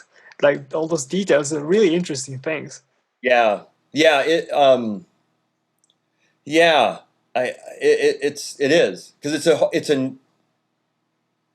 kind of a new world. Yeah. You know. I don't know, man. Like I said, I'm just glad. I'm glad I kind of had my feet in it before, and you did too. You know, and but I still think there has to be soul in it. Yeah, for sure. I still think there's got to be.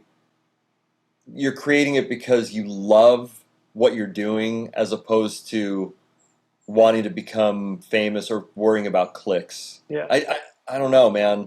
I've never given a shit about that. Ever. Yeah.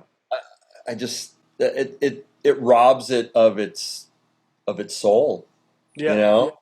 I don't know. I mean, in the age of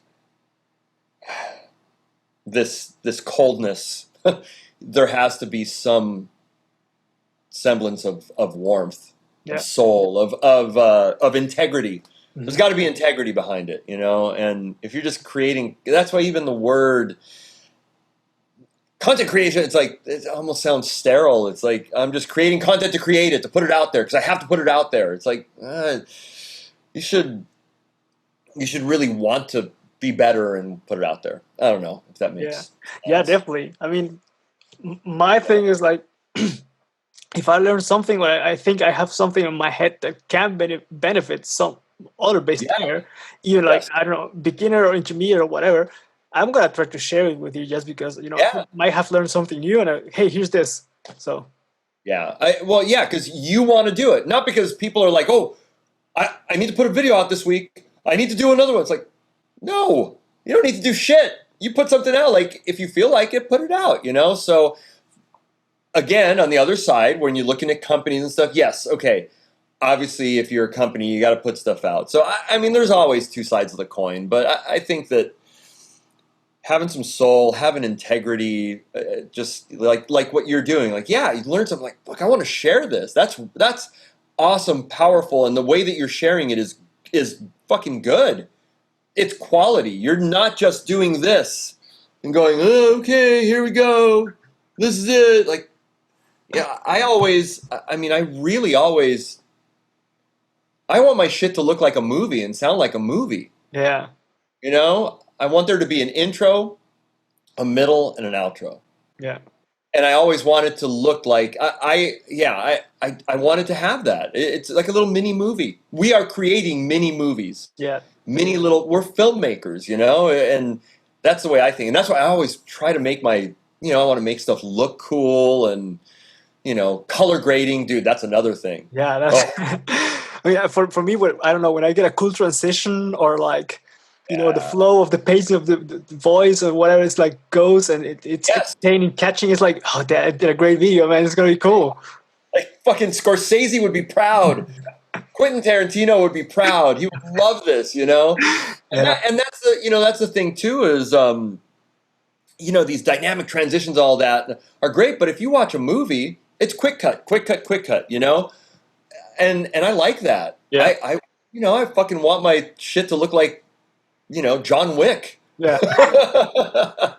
Or The Godfather, and obviously I use transitions and, there's time and a place, but, not everything is going to be a fucking flying cube turning into this. No, it's reminds me of the 80s. Yeah. So yeah, man. Well, hey, do you do other stuff, sports? What else are you into? What are your hobbies? Well, I grew up playing basketball. Okay. But like I mentioned, I'm super short. Like I don't know, 5'3" something. Okay. Yeah. That's all right. It's not short. That's I mean, I don't know. Here in Germany, you have to look up most of the time. Oh shit.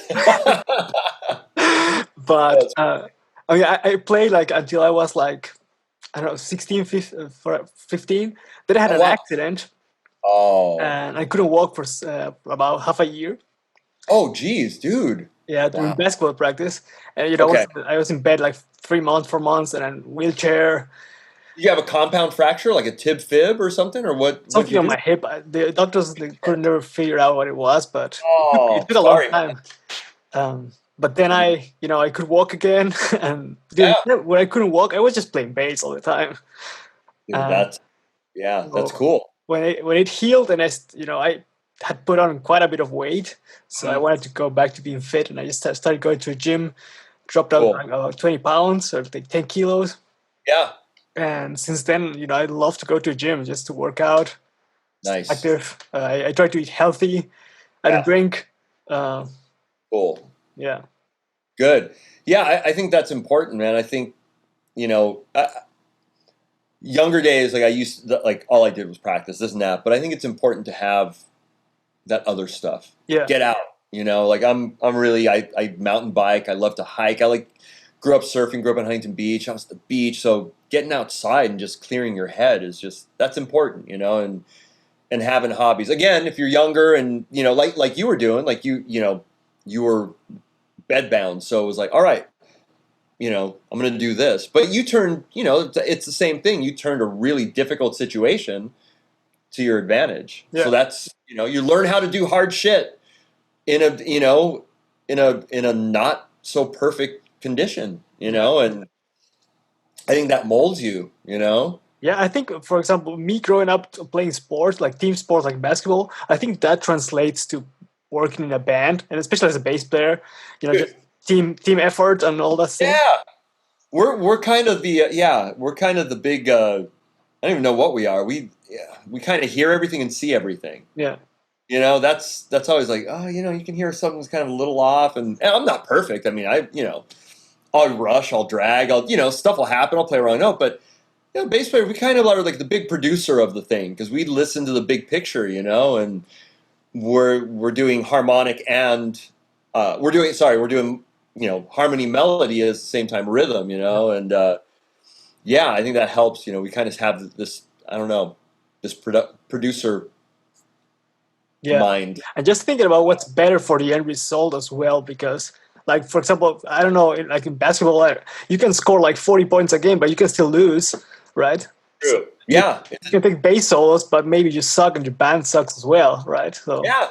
I mean, it's, what is it? You're only as strong as your weakest link, that saying. So I think that if there was a saying that if you're the best person in the band and you're sticking out, you're not the best person in the band. Yeah. Because if you're the best person and have been playing for years and you're playing with guys that have been playing for years, you should fucking be able to play with them. Yeah. And at that level. And you shouldn't stick out like, I know my fucking, this is where it is. Like, no. You should be good enough to fucking come down and play there. Yeah. No matter what it is, you shouldn't, like, at anything, you shouldn't be the sore thumb sticking out. Like, oh, I'm the fucking best in this, so I'm going to show. Nope. No, you're not. Because you just lost the whole meaning behind it, that this is a team. So, you should be able to play with them at any level. Yeah. And what has surprised me, for example, like some of the top guys in pretty much any field, like, they're like pretty down to earth. I remember meeting Etienne Mbappe here in Germany. Oh, yeah. And I had met him at a workshop like years ago, so I recognized his face. I didn't like made the brain connection that was him. Sure. So I just went up and said, "Sorry, excuse me." He's like, "Who are you again?" And he was, "Hey, I'm Etienne. What's your name?" Like super chill, like super kind, and we just had a conversation. He could have been like, "Do you know who I am?" or something, right? But no, the best guys don't have to say they're the best. They're just people. Richard Bona, he's just. Dude, he's online just doing shit like, hey, I'm here. It's like, just seems like such a nice guy. And he's like one of the, like, can't even, I mean, he's so good. But yeah, I think it's in anything, in sports. I was really into Brazilian Jiu-Jitsu and MMA for a long time, my younger days. And it was the better the guy, the nicest, the more humble. Because they know what it takes to, you're going to get your ass kicked. You're going to.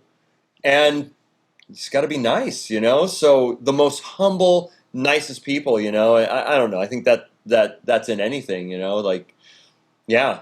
And then, obviously self-doubt, you're going to want to like, whoa, I'm good. It's like, I don't like that. You do yoga, right? Yeah, well, up until freaking COVID. Yeah. And it's weird because I got into hot yoga. Oh my God, I loved it. I was going every day literally for a year. I went almost every day. Mm-hmm. And it was just life-changing. But then COVID hit, and I'm just so unmotivated. I can't do it by myself. It's not hot, but I just can't. I can't do a vinyasa flow or whatever. Do you do yoga too? I did like for a year. Before moving to Germany. Okay. Mainly just like breathing exercises. Just because I was moving abroad and there's all the caves and whatnot, just to be able to calm myself down. Yeah. But I meditate every day. See, I give kudos. I need to do that. Do you use an app? No, I just breathe. 10 minutes, 20 minutes? Do you do like 4 second in, 4 second out? Yeah, exactly. Yeah. I do it between 10 and 20. Nice. You have a timer? Yeah, put a timer and then just like try to zone out and just focus on myself. Okay, I'm motivated. Yeah. For me, it's like because of the accident on my hip, I have pain every day. Oh man! Right?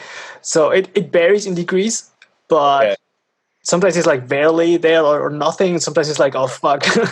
But just by meditating 10 minutes, that goes away. So it's like, dude, that is amazing.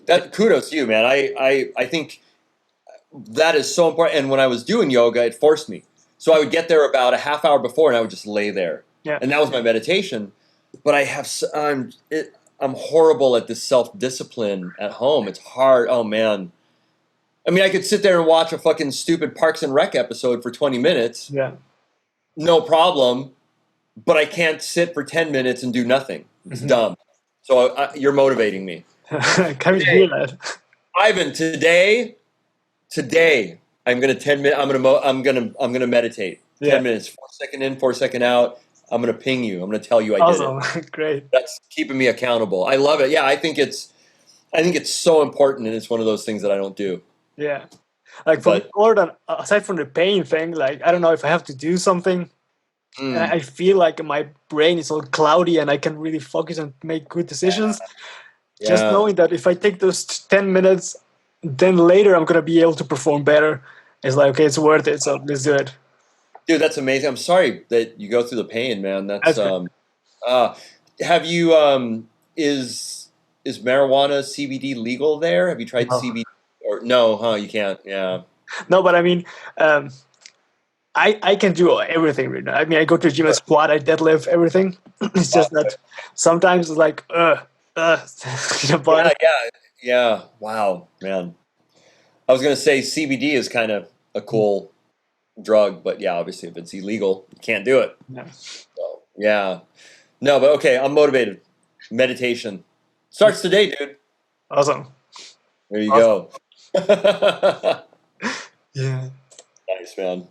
But I remember, I think it was the podcast of Jamie with you. I think, yes. I don't know. You mentioned you also change up your diet like the last couple of years, right? Yeah. Well, the best one that worked for me was the full carnivore diet. Yeah. I did 2 months of just meat, dairy, and that was it. And I felt so good. Then I started introducing some stuff, but COVID hit, and I think everybody's. I won't speak for everybody. For me, we didn't know what it was. I was fucking scared. I think everybody was scared. It was like, zombie apocalypse is going to happen. I'm going to come home, I touch something, and next, I'm not going to wake up tomorrow. So it was a lot of anxiety, and I went through I think a lot of people, me for sure, just anxiety, depression. Like it was kind of fucked up, not knowing this and looking at your mortality, like really like, fuck, I could catch this thing and die. Yeah. I could give it to somebody and die. I really just, for my own mental, I was really into intermittent fasting. I was really into all this. I was super strict. I let it go because just mentally, I just didn't need that as a fucking stress. Yeah. I felt like I was already stressed enough just living, needing to live. So I just kind of, right now I've definitely put on the COVID 20 pounds. But I'm really trying to get back, but I'm still, it's still a weird time, man. It's still messing with my head a little bit, I mean, it's still happening, so. It's still happening, and it's still one of those things. And that's another reason the podcast, The Big Bottom, was good, because it was a support system, and it was one of those things that, years from now, it's like, it's a little historic representation of what was going on. Yeah. Like what you're doing, what we're doing now, it's kind of interesting to hear back in a few years, like, fuck, that COVID hit. Oh man, we were doing this podcast. Wow, I don't know. It's just having it recorded is kind of cool. But yeah, I have not been very diligent. Just I don't know. Mentally, I just haven't been strong enough to do that. And I just think that my mental bandwidth is just, I'm in fucking survival mode. I think everybody is. Yeah. And I've got other stuff I need to worry about. I can't worry about like, I'm not going to eat this. I'm not going to eat that. No. Right now I'm just like, if I'm hungry, I'm eating. Yeah. If I want a fucking donut, I'm eating. If I want bread, I'm eating. It's like, I have other shit to worry about. But eventually, yes, I will go back on mainly carnivore diet and intermittent fasting and exercising every day. But it's important, and in my younger, I've always kind of eaten on the well. So thankfully, in my 50s, I feel good. I'm not like, you look great. Thanks, buddy. I thank you. I appreciate it. But I think it was, I put a lot in that savings account. Yeah. But I think it's so important because really, I mean, I honestly don't feel 100% physically. I feel, I'm like, I know I'm not eating as well as I should be, and I feel shitty about it. But mentally, it's helping me get through this. Yeah. I'll get back to it. So yeah. But I could be doing better. But right now. It's not like one shouldn't put too much pressure on yourself, especially considering the situation. It just adds up, and that's not good. Yeah, I think you hit it on the head. It's pressure that I don't need right now. Yeah, for me personally, it's this. Yeah, I think you nailed it. It's we have too much other pressure going on with what's going on in fucking real life. Yeah, to worry about that. So yeah, that's a good one. I don't need the pressure. Yeah, but speaking of The carnivore diet. I remember I tried. How's it called? Like keto diet. Yeah. Oh yeah. For I think I did it for a month or 2 months, and I also felt amazing. Like Yeah. I remember I was at a studio and I Mhm. went out there like 9 a.m. I didn't Yeah. anything until like 9 p.m. and I wasn't even hungry. I was like, yeah, let's keep recording. So Yeah, your body. Well, and it's also because you probably don't do refined sugar, no, right? Cut out sugar. I mean, dude, and bread. I mean, those are the two main things that I think if you just cut that shit out, you don't have to do anything else. That right there will just make you feel better. So, on your keto diet, you were probably eating good whole food, good food that satiate you through the day. I mean, we're in such a convenience society where fuck, food is abundant. You can just snack you can just there's food everywhere. yeah, So, but I think eating good whole food, yeah, and the keto diet's great. All that stuff is good. Paleo, what is it? Mark Sisson does the I forget what he calls it, but it's almost like like almost a hunter gatherer type of diet. I mean, I think just eating good whole foods, man. Cutting out refined sugar and breads. yeah, That's a big thing. But yeah, and dude, you look like you're in shape and take care of yourself. I think that's so important for your mental game too, And to tell you honestly, I don't feel 100% on my mental game because I am eating. I'm just kind of letting myself. Again, it's just because I feel like that's what I need to do right now at this time. yeah. But that's actually probably like the best decision then, right? I think so. I don't know. I don't know, Ivan. I don't know, but I feel like, yeah, I think so. I think so. Because it's just, yeah. It's mental bandwidth too, like how much do I have in this brain? Yeah. A lot of it is filled with like, worry. Yeah. Like everybody. Making extra decisions that taxes that bandwidth. So Yes. reducing those extra decisions you have to take, like it's like. Yeah. I don't have to worry about it. Like, nope. But I do. My snacks are like I've got like dried figs, I've got goji berries, I've got cashews, I've got a shit ton of beef jerky, I've got eggs, bacon. So that's what I eat. Yeah. And then I'll occasionally have something else, but that's my normal diet, dude. I mean, you like to cook? Fuck yeah, dude. I love cooking. How about you? Do you cook? Yeah, I love it, dude. Especially like Peruvian food that you can find here. So like really good, like tasty seasoned food. That's like delicious. Nice. Yeah, I love cooking. I cook a lot, man. I love cooking I love cooking meats. I've got shrimp, all that stuff. I mean, I think like did you learn from your mom? Did your mom teach you kind of cooking? Yeah. Same here. Like I always saw my mom, my grandma, my aunts in the kitchen. I was there, so. Just, I think learning how to cook a protein correctly is important, whether it's, chicken, fish, whatever it is, beef, a steak, and then knowing how to cook some veggies or something like that. I mean, dude, just with those skills alone, you're gold, you're gold. Yeah, knowing how to cook a good piece of protein and then how to, what veggies are good. Yeah, I think I've never been like, I cook this well because my recipes, they're always different. It's whatever's in the in the kitchen. But knowing how to cook these, a few things is always good. Which I'm sure you do the same. So I think it's important, man. Yeah.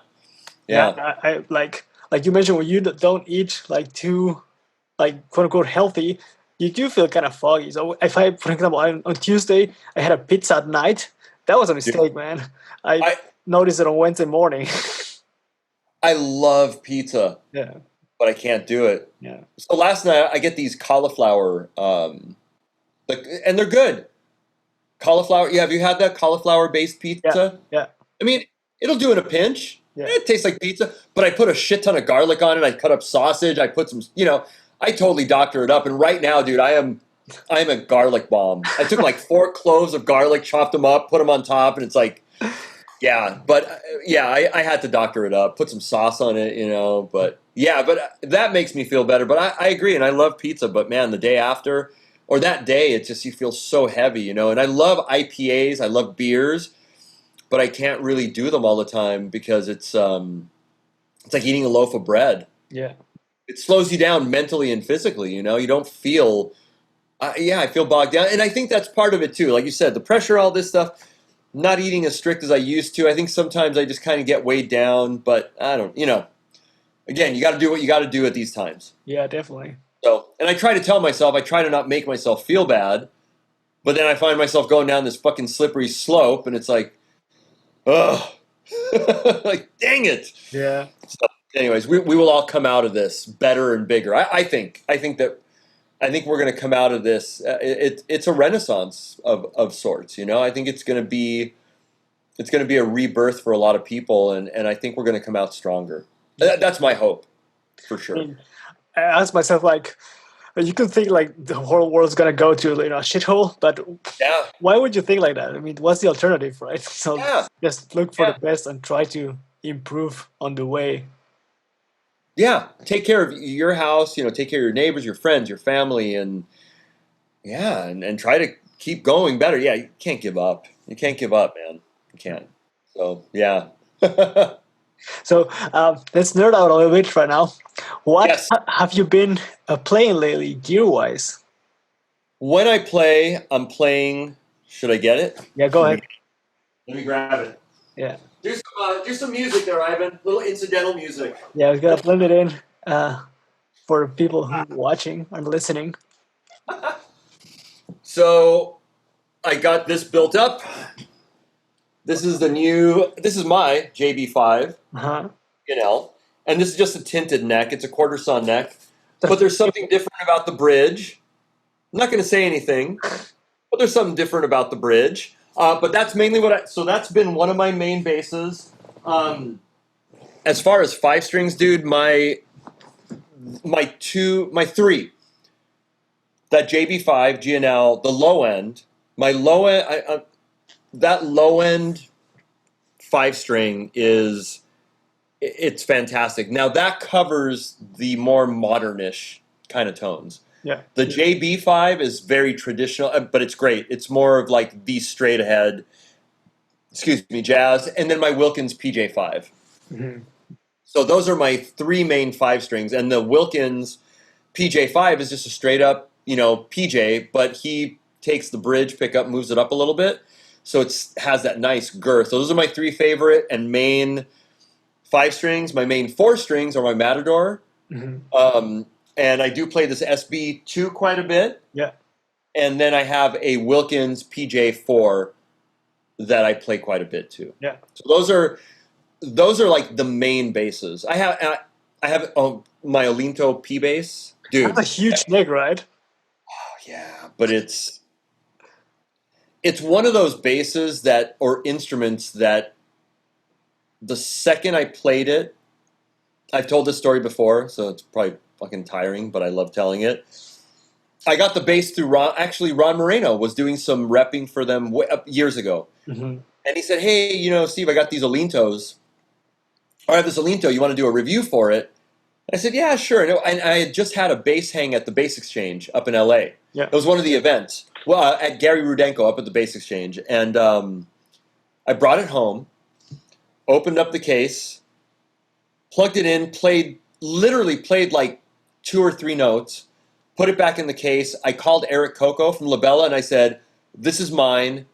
Where do I pay you? Like, it's just such a fantastic bass. That right there is probably the closest I'll ever get to a late 50s P bass. Yeah. It's that fucking good. I mean, and I haven't done anything to it. I left the same strings, and I play the shit out of that bass.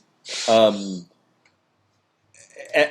it's just like a spirit animal bass. Like you've had an instrument where you just pick it up and you're like, okay, there's something about this that I have to have.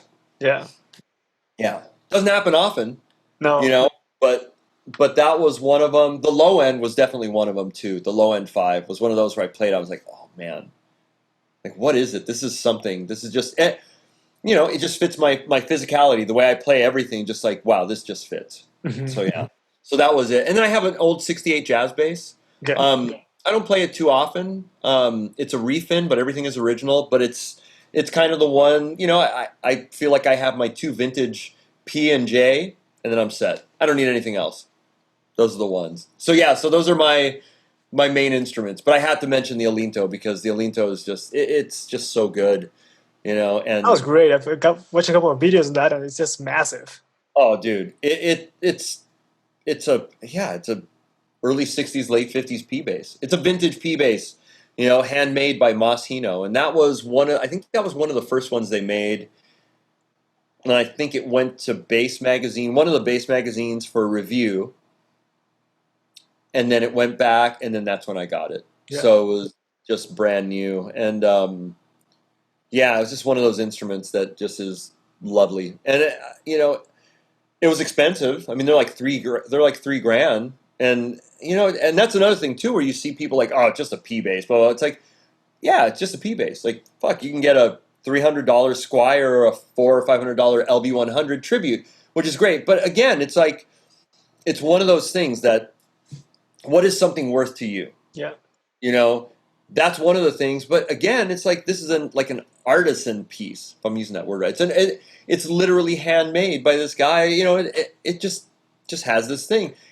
If you don't want it, don't buy it. Like, what? Like, $2,000 bass. It's like, then don't fucking buy it. Yeah. Like, why do you have to complain? Why do you have to shit on something that you're not, like, really? You're going to shit on something that it's a moot point. Like, why do you even have to, like, oh, great. Okay, cool. I'll take that $200 Squire. Yeah.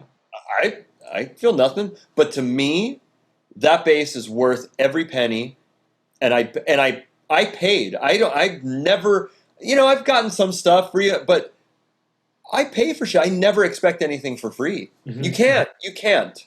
That's another thing too with these kind of like free shit. Am I going to get like, no, that shouldn't be the reason you're doing it. Yeah, definitely. That shouldn't be like, if you're doing this just to get free fucking shit and get endorsements and all this stuff, then you're in it for the wrong reason, and eventually you'll fizz out or you'll fool everybody. Yeah, I don't know. Internet, they're tough to fool. Yeah. They sniff out bullshit. Yeah, I thought about the endorsement things. Like, mm-hmm. I don't know. I think some people like can like grasp onto the first offer for a like exclusive endorsement, for example, for a company that they don't really believe in. Yes, I think that's the worst thing you can do. Yeah, I get it because when I was growing up, young player, gigging and doing stuff, I so much wanted to be endorsed by a company. Because it just makes you feel good. You're like, oh, fuck, fucking Fender endorses me. Ken Smith, like, oh my God, it's fantastic. It's almost like a kudos, like like, you done good, kid. I get it. I totally get it. But just, like you said, a product you don't believe in just because you're getting free shit is kind of, I don't know. That's just kind of wrong. I don't know. I feel kind of. Yeah, me too. Like, yeah, because I would be like, people would kind of waste their money thinking, oh, it's that good. He says it's awesome. Then they buy it, they're disappointed, and it's like on you. So yeah, I mean that's so you make a good point. So way back in the day, that's why instantly I was thinking, I wasn't even thinking about the marketing end of it because you're right. In this time when you do a review, you're reviewing something saying it's good for people to buy. I'm thinking it as like if you're a touring musician out there, just getting free shit so that you're able to play around.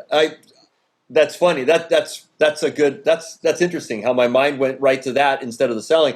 But you're right. Yeah, because when you're doing this, you're actually saying like, hey, this product is good. Buy this shit. Yeah. So it's almost this. Yeah, that's just an age thing. I'm just an old dude from thinking about like. When I wanted to be endorsed by somebody because, oh man, like when I was doing a lot of touring, I was, I had an endorsement with Aguilar way back in the day. Yeah. And it was great because I loved it because anywhere I flew out, I would be able to get Aguilar gear. Yeah. It was fantastic. And and those guys are great. Love the company. But yeah, that's funny. In this time when you do something like that. And that just goes to show you the whole endorsement thing, it just has so many different meanings to people. Yeah. And different, yeah. Interesting. There's also a thing about signature products as well. Like there are companies, I won't name any names or anything, or artists, but the signature line that the artist plays is actually, let's say, the custom built, and the one that you can buy is just like the cheap one.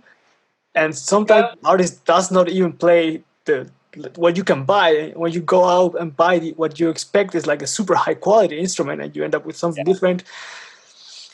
Yeah, and then again, that goes with the company. So, if let's say, and I'm not sure what the deal was or whatever, but the Gary Willis bass, the Ibanez Gary Willis, the USA one's fucking rad. Even the less expensive ones, but and I'm not saying that he did, and I don't know, but let's say that Ivan, you make a bass with the let's just call it the bass company. So we're not naming anything.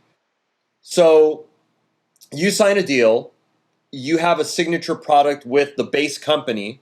That's the name of the company for the Ivan C model. Yeah. Just say it, whatever. So you're getting, whatever sign you deal, every one of those pieces you get 25% of that, or you get whatever amount. So there's a monetary deal in some of those also, especially with the higher guys, like a Marcus Mill, like a Gary Willis, like an Andrew Goucher, like whoever. So the company's hoping that having your name on it is going to sell, but you're getting money from that also. Mm-hmm.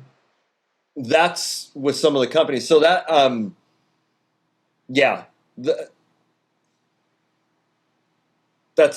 sorry, I'm losing my train of thought, but that's where, as long as you're selling the instruments, you're getting money no matter what the fuck you're playing. Yeah. I don't know. You know what I mean? So there's incentive there for the company to have piggyback. So for them, it's like, yeah, we make a less expensive model, so we're going to sell more to whoever, but you're going to get money also. Yeah. And I'm cool, for example, for having two versions of the model, like you mentioned, like the Gary Willis, Japan one and the other one. That's totally cool because you can pick. But if you can only pick like the cheap version of something and you expect the quality of the other person is advertising, that's misleading. It is. Yeah, and it depends on the player too. I mean, if you're a super high profile player, I guess you're going to make money off each one that sells. If you're a lower profile player, I mean, that's accolades. I mean, that's great. That's kind of like, hey, I'm getting support from this company. Yeah. And and it's a bragging right, it really is. It's bragging rights. Like, I'm endorsed by this, which a lot of it is, like, oh, this company believes in me, so I'm endorsed by them. I get products from them. So, I get both sides of it, so. But I definitely see where if you brought somebody on board that's a big name, they should get a little cut of it, depending on how much you sell. And you make a couple of different models. But I don't know, the whole endorsement thing is weird. Like there's so many different incentives behind it. Yeah. Sorry, I didn't mean to devote. I don't know. I think out loud a lot of the times. I think it's important because I don't know about you, but I sometimes have gotten messages like DMs or something on Facebook, whatever, asking me about a video that I did. Hey, is it really that good, or what do you really think about this? And dude, I said in the video, that's my opinion. That's my opinion. That's the thing. Because I don't know, there might be some people out there, I don't know, but they say just good things in there. I mean, I think back in the day. Let's take back in the day, 80s, 90s, or even 70s.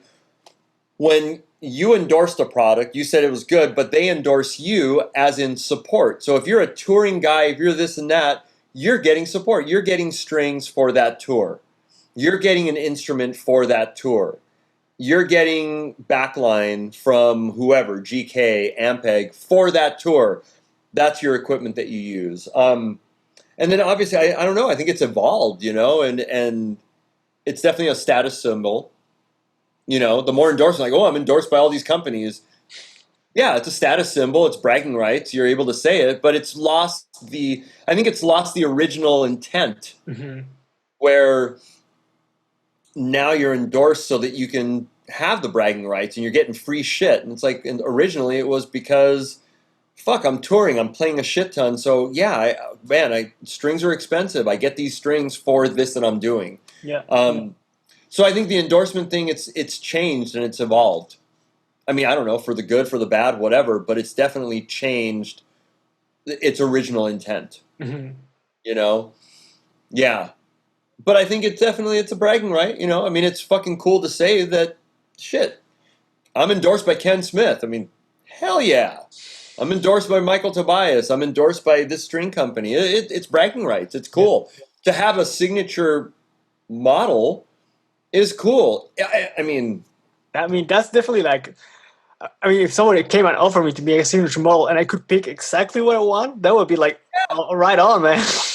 it would be great, man. Yeah, absolutely. You know, that it's cool. It's like, wow, this company actually, fuck, they believe in what I'm saying. You know, that's cool. Yeah, I don't want to shit on everybody, but I think it's cool. Yeah, it's bragging rights. This, yeah. I mean, if you're using it as a tool for what you do, I think it's cool. But it can definitely get watered down where you're just getting free shit to get free shit. Yeah, definitely. Kind of. That's kind of not, I don't know. Whatever, man. Yeah. Do whatever the fuck you want to. If you can sleep at night with that, hey, more power to you, man. I mean, I don't know. If you can sleep, if you're comfortable in your own skin by just getting a shit ton of free shit from whoever, who am I to judge? Whatever. Yeah. I guess I'm judging right now because I'm shitting on it. No, but you know what I mean? If you're comfortable with it, then do it. Who am I to stop you? I don't know. It's not affecting me. Yeah. I'm still going to do what I do, you know? Yeah.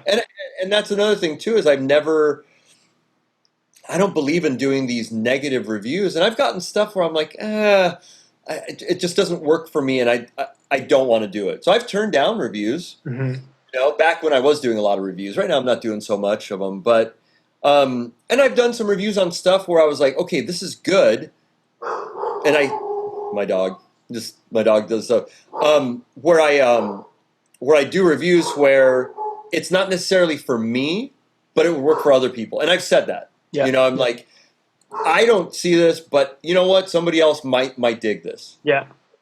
But it doesn't work for me. It's not my first choice. So yeah, there's got to be some integrity, man. That's, you know, like we were talking, there's got to be soul and integrity, you know, and yeah. I mean, if whatever you're at peace with, I don't know. Yeah, definitely. Shit, I need to meditate. I need to be at peace with myself. I need to go meditate. Damn. Today you mentioned today. Oh, dude, it's only noon my time, so I'm good. Yeah. I got time. What time is it? 9 o'clock? 9 p.m. Yeah. 9 p.m. See, I know the times over there. I'm hip to the Europe land. So what are you using? I mean, you already mentioned your basses, but to record, what do you have at home? Wow. Boom. So I use the Apollo Twin. Yeah. Fucking love it. Ready is A Designs, dude. Yeah. The Ready, one of the best. Have you tried this yet? No, I haven't. It's fucking fantastic. That's my mic pre, and then I got this UA 1176. Yeah. But when I record, I don't use any of the compression on it. I just go through the circuit. Yeah. So I'll go into my Ready, out of the Ready, into the 21176, and then right into my Apollo. And if I get farmed out tracks, if I get sent, I just do I just record a wave. You know, I'll bring in their wave or their MP3, play over it. They send me the tempo, so everything starts at 0, and I can export it as a wave, and I send it back to them, and there you go. Yeah, that's I always think the cleanest. I mean, this is where your tone is. Yeah. You know, this. No matter what fucking bass you're playing, your tone is right here. You know, that's what makes it sound. No matter what. I mean, you can get 10 guys playing one bass, and it's going to sound different. Yeah. Completely different. So, and you know, I don't really like using anything up front. Just the cleanest signal in, and that's it. Yeah, that's what I use. That's always been my thing. That's why I'm not into pedal boards. I'm not into that. I mean, I think it's a tough enough thing to just get a true bass tone. Mm-hmm. So I just want my cable, my bass, plug in, and make it sound good. Yeah. You know, that I'm getting that sound out of the bass. So yeah, that's my rig. What do you use for recording? This year I got my Noble DI. Dude, I fucking love the Noble. That sounds amazing. To be completely honest, and to be like on air to say it, I haven't mentioned it yet, but I bought it with the intention of later, after doing a demo, to sell it. Sure, I'm gonna do it just to have a demo of it, and then I'm gonna just go and get my money back. I couldn't sell it. Yeah, I like it, dude. That's fantastic. I think that's great. Yeah, yeah. It's one of those pieces where you're like, there's something about this thing. It's just great.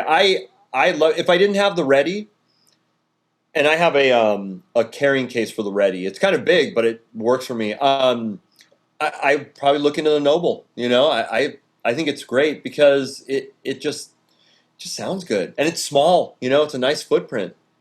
Yeah, that's a fantastic. So that's your DI basically when you're playing. Yeah, I usually record 2 signals. I got a Rupert Neve DI as well. Dude, Tony Puleo loves those. Yeah. I want to try that. Yeah, it sounds great. And so you have so the Neve is a cleaner sound, and then the Noble has a little bit of dirt. No, I usually take either one or the other, and then I also take the DI out of my Mesa amp. Oh, dude. Yeah. Nice. Then I can pick, because I always put a cab simulation on the Mesa, so I get a mic'd up cabinet sound. Sure. Yeah. And I can pick later. Nice. And one thing that I've been doing lately a lot is, because I also have an Apollo Twin here next to me. Nice. Ampeg simulation on that is amazing. Yeah. I really like that amp sim. Do you do unison? Use it in the unison setting? Yeah. Dude, that unison setting on the Apollo is the shit, dude. I didn't really believe in that. I mean, it took me, because I was like, okay, the Apollo is like €300 more expensive than the other interfaces. Is it really worth it? I debated for a long time, and then I bought it, and I was like, this is the real deal. And at the beginning of COVID, they were selling. Dude, they had so many. Did you jump on some of the deals? Yeah. Yes. Yeah. It's awesome. I recorded Tim LaFay for G&L because I have an Apollo at work there too, and we just went straight into the Apollo, and I used the SSL. Mm-hmm. Excuse me. I think I used the SSL as the unison. Yeah. And he had the same thing, but he hadn't messed with the unison. He's like, dude, how'd you record? I go, no, check this out. And he was like, holy shit, man. Yeah. And it just sounded, amazing. Yeah, which was great for me because he was happy with the way it, you always want somebody when you're recording them to be happy. And he was just super happy. And I was kind of stoked that I was able to kind of show him the unison thing. I was like, oh, fuck, that's rad. but it's amazing. Like, I mean, seriously, like for recording at work, having that unison, because I have the SSL, I have a Neve, I've got the Ampeg, I've got a few preamps that work great. Do you have the Shadow Hills mastering comp? No, I haven't bought any other plugins because I got it a couple of weeks, months ago. But I'm gonna definitely buy the Neve 1073. The Shadow Hills mastering comp. Okay. Just save up for that. It's I can't even say the best. Especially when you're bouncing down and you want to put some just a small comp on that master bus when you're bouncing. It's. Do you use Logic? Yeah. Yeah, me too. Yeah. So yeah, it's fucking great. The Shadow Hills it's so good, man. I like that, and I like the Manly Box. That one I have. Yeah. Yeah. I haven't messed around with it though. I got it for free with my. Yes, I did too. But I haven't really messed around with it. Dude, mess around with it. It's good, man. It really is. That's one of my favorite. And I was using that as the master on my master bus when I was mixing down for a while. And then I got the Shadow Hills. Yeah. Oh, yeah, it's good. Nice. Dude, I love nerding. Nerding's the best. Let's move to. I've done this with all the bass players so far. Oh yeah. The rapid fires section. Oh fuck. Okay. So you gotta pick one or the other. P-bass or jazz bass? P-bass. Yes. Passive or active? Passive. Solid state or tube amp? Solid state. Amp on stage or solely DI? Don't give a fuck. I don't care. Sorry. I don't care. I've been playing with ears. Again, it comes to this. Yeah. Okay, but I'd rather have an amp. Yeah. Okay, amp, sorry. All right. Clean or overdriven bass tone? Wait, one more time? Clean or Clean. overdriven? Clean, okay. Clean. Yeah. Rounds or flats? Rounds. Nickel or steel? Steel. Would you rather play a real synth bass or a bass with an octave pedal? Wait, a bass with a what? Octave pedal. Bass with an octave pedal. Okay, the Aguilar. That's the only pedal I like. Yeah. That's it. All right. Neck or bridge pickup? Neck pickup. Do you play rather with fingers or pick? Fingers. Okay. Wait, and I think I lost. What was the one previous? Neck or bridge? Do you mention that? Oh yeah, neck and fingers. Yeah. Dude, I catch so much shit from my pick playing. People hate my pick playing. That's one thing that I didn't do until 2 years ago. Good for you. Good. I started really working hard on getting my pick playing together. But the thing is, I have sweaty hands, so all the picks would drop all the time. Oh, okay. I tried these nylon picks. Oh, okay. It's Max Grip by Dunlop, and this definitely help. Wait. What camera are you using to record? Are you using like a? This is a Sony A6400. Oh no shit! Oh, you're using the Sony to record. Yeah. Nice. Okay. I'm using. I like it. I'm using the. I just have like an HD, like a camera. You know. Yeah. This is the camera I usually use for my videos. So sure. I get a capture card to hook it up to my computer and just to have a better picture quality. Does it overheat because it's mirrorless, or is it okay? I mean, if you film like 4K for a long time, it gets a little warm. But I mean, we've been talking for like 2 hours already. 2 hours, yeah, it's been great. I just I switched over from DSLR. Yeah. I have the A6000. I got the Voigtlander lens. Are you hip to these? I've never tried those. So the latest video, dude, that's all I'm using. It's a 35-1.4 lens. Mm-hmm. Voigtlander. Anyways, sorry, I'm derailing, but write it down. All right, yeah, Voigtlander. I can send it to you. It's on. Yeah. Anyways, all right. What's the next question? Sorry. Club or open air gig? Oh shit, open air. Oh, that's interesting. That's been you're the first one who says that. But I want to be outside, man. Fucking love it. Yeah. In-ear monitors or just wedge and amp? Man, I've been playing. I'm going wedge and amp, but I have no problem with in-ears. I've been playing with in-ears for so fucking long. Yeah. But wedge and amp. Yeah. With earplugs. Yeah. Okay. Yeah. You gotta protect the hearing. Yes. You prefer to play live or do studio recording work? Live. Okay. Yeah. Yeah. Cool. Yeah. That was it. That's the end of the. That's it. Well, you have to play live. Like, there's no such thing. Like, remember growing up, like, oh, I just want to be a studio musician. It's like, it's fucking bullshit. You can't play live. You're not going to be a studio musician. Like, you kidding me? Yeah. So anyway, yeah. Nice. So yeah. So this. So the lens. I think Voigtlander. Yeah. Is the name, and it's Is it in focus? That's why I love the way that yours focused. The autofocus on the Sony is crazy. I can put my hand here and it's in focus, and then pull it out and pick. That was the thing. I was like, wait a second, that's focusing too fast. That's not like your regular camera. It's like fuck. But yeah, Voigtlander. Yeah, great. Yeah, I got because I love shooting with prime lenses. Yeah. And I sold all my DSLR stuff, so I got rid of everything, and I got the A6000, and I have the Zeiss 2470. Yeah, I have the 2470, but it's an f4, which is fine because mirrorless. You can bump, you can bump up ISO and it still looks good. But my buddy that helps me out with, like, he's my photography video guru guy. He said, dude, you got to check out Voigtlander. I think they're the company that makes the Zeiss glass under a different name. Okay. So that's why it's so good. So the latest G&L video with Dave McLaren, it was the Robert Poss, the Band of Susan's guitar player, the update. I shot that interview with that lens, and I'm just, oh man. It's and for pictures, it's so fucking good, man. It's so crisp, and it's 1.4, so it's so fast. Yeah. So, yeah, check out that lens, and it comes with an E mount. And I think it was like $500 US. That's pretty good. So not bad. Yeah. Not bad. When you're talking about a good prime lens, There's another company. I don't remember the name right now. I can come to the name, but they also have frame lenses at an affordable price, like between like 200 to 300. Rokinon? Or what? Rokinon? R-O-K? No, that's Rokinon? not the name. No. Anyway, I'm gonna text you. But yeah. they work great on Sony's because they work perfectly well with the autofocus that Sony has. Oh, nice. And that's like awesome because when I don't know, I get a pedal and I want to show it, and yeah.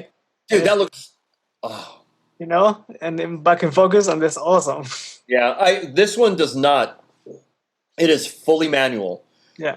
But my Zeiss, so I have the 2470 when I want, because it is fast. That one works perfect with autofocus, follow, whatever.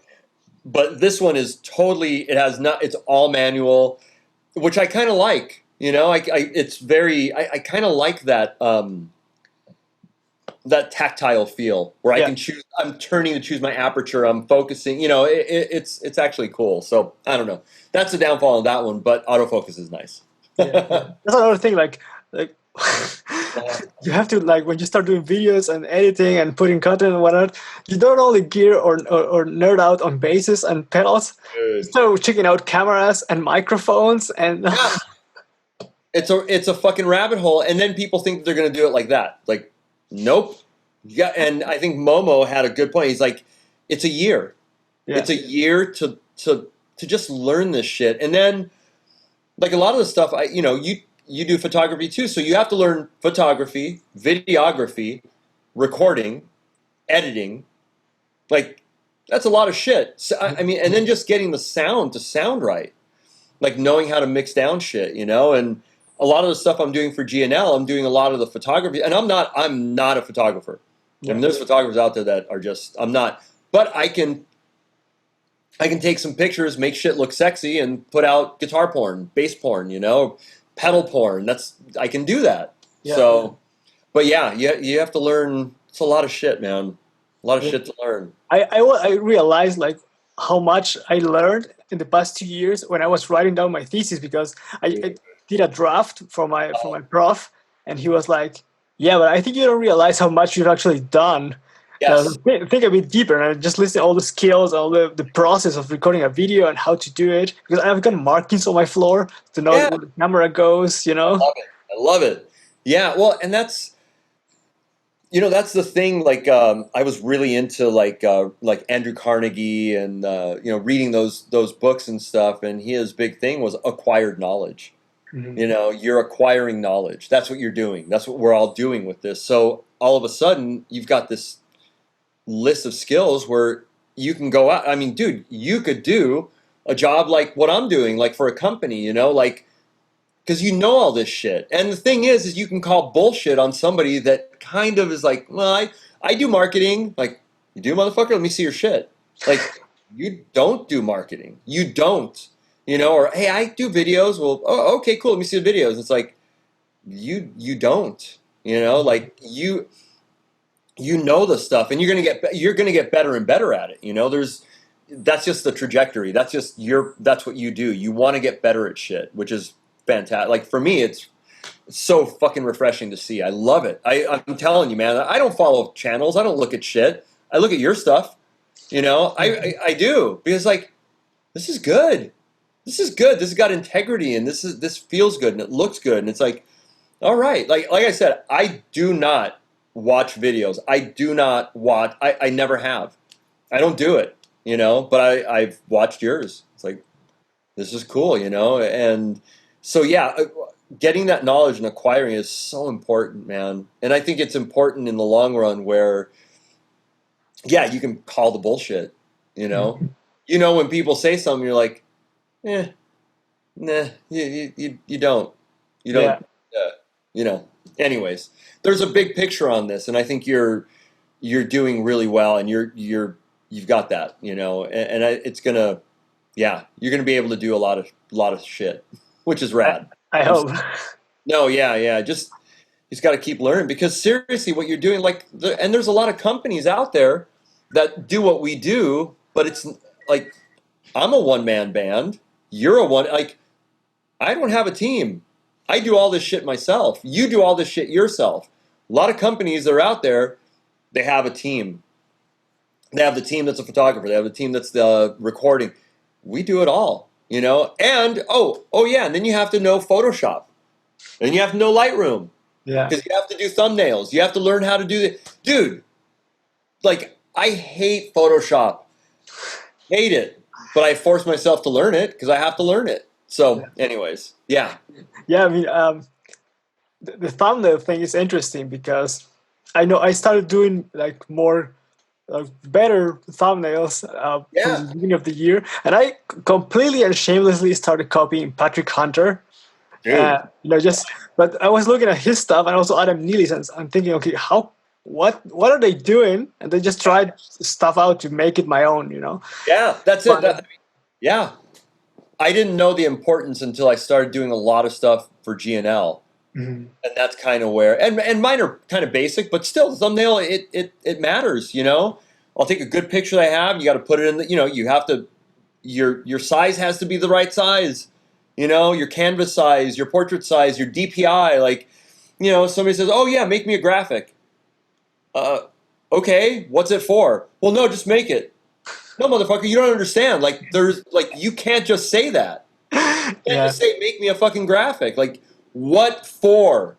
Yeah. Is it for print? Is it for web? Are you making a t-shirt? Are you making a hat? What are you doing? So all this goes in the acquired knowledge. Like, you learn this stuff, and you can't get bullshitted by somebody just going, hey, dude, I need a banner. Yeah. For print, for web, for what size? Well, it doesn't matter. No, it does matter. Like, yeah. So anyways, that all goes with the acquired knowledge and not being able to be bullshitted. Yeah. You know? Yeah, definitely. I'm a bit lucky on...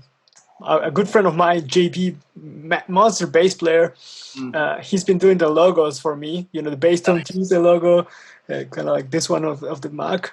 That's fucking rad. I love it, man. Nice. And also for a new section for the podcast, he also designed it. And because he's a bass player, he kind of gets my ideas. So I was like, yeah, I'm thinking about this and this. Oh, I gotcha. And he just designs it, and you know. That's cool. Well, that's thing too. It's almost like this. You know, good managers know what their strengths and weaknesses are. You know, like, I know my strengths aren't graphic design, aren't Photoshop. I can get away with shit, but when I need, like, graphics, dude, John Moody is, you know, he did the graphics for the Big Bottom. Like, he did, I'm like, fucking dude did a caricature and all this. I couldn't do that. Yeah. You know, but at least I know a little of the language where I can go, John, I need a more rectangular one because I'm going to do this. Maybe, so, you know enough so that you can actually speak that language and get the expert. Yes, and get the expert to do their expert thing and not get in their way. Like, I'm not an expert at this, so let them do it. So I think that's a good skill to have also. And that's a little bit with humility too, you know? So you have to be able to go like, okay, I'm not going to be good at everything. Let me get somebody that's really fucking good at this to do their job.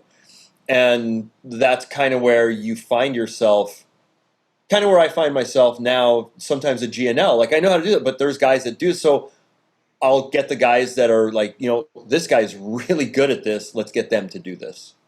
And you can manage that way. So I think it's a good skill to have, to be able to farm out and do the experts. But yeah, I love your graphics are killing too. I'm like, fucking hey, man, this guy's killing it. I love it. That's all by my buddy, like I mentioned. That's dude. But at the same time, you know, like, you know, I can dabble in this, but I know somebody that's really good, and I'm going to use their talents for this, and they're going to help me, and I'm going to help them. So, yeah, I think it's great, man. But yeah, go ahead. That's like the upright bassing. You know, you can kind of like half-ass it, but you know somebody better, so just, you know, let them do it. Yeah, but like I said, I hate Photoshop. Ugh, it's such a pain. But I'm glad that I know what I know, and I keep learning a little bit here and there. And I think it's you have to know it, you know. Yeah. I usually just put I don't know, either put a podcast or music and just do my graphics or the thumbnails. That way I catch up on things that I want to listen to, you know. So dude, that's man. I mean, you have to, you know, like we were talking, like mental bandwidth, you know, like I don't like what's going to be advantageous for me to farm out instead of stressing myself to learn that I'm only going to kind of know this, you know? So I think brain capacity. You're doing stuff that's benefiting what you're doing and moving on to the next thing, and you're having this expert do this. I think that's along the same line. Yeah, so definitely. Definitely. Yeah. How many people work at G&L? It's not that big of a company, right? No, between, I don't know, 50-ish, 70-ish, 50, 55, 70. Yeah. Yeah, and everything's, made there, Dude, when you're out, are you, well, right now it's weird, but you got to come out, you man, come hang. Check out the factory. You're more than welcome, dude. Yeah. And I'll be sending you picture updates on your bass. Now that I know, I'm gonna pick some cool shit out for you. Nice. Thank you. Yeah. The thing is, as a Peruvian, I need a visa for pretty much every country in the world, which kind of sucks. And right now, I mean, every border is closed, so dude, everything. Yeah, I mean, right now we just have to kind of wait this out. Stay safe, stay healthy. That I think that's that's a thing. Learn. Great time to learn new skills. Dude, I got a drone. Nice. And that's my next thing. I haven't flown it yet. I'm kind of scared, but I Can you just go on and fly it? I haven't yet. But so I had one a couple of years ago. It was the first iteration of the Mavic, and it was hard as fuck to fly. And that whole thing, how much time do I want to dedicate to learn this thing?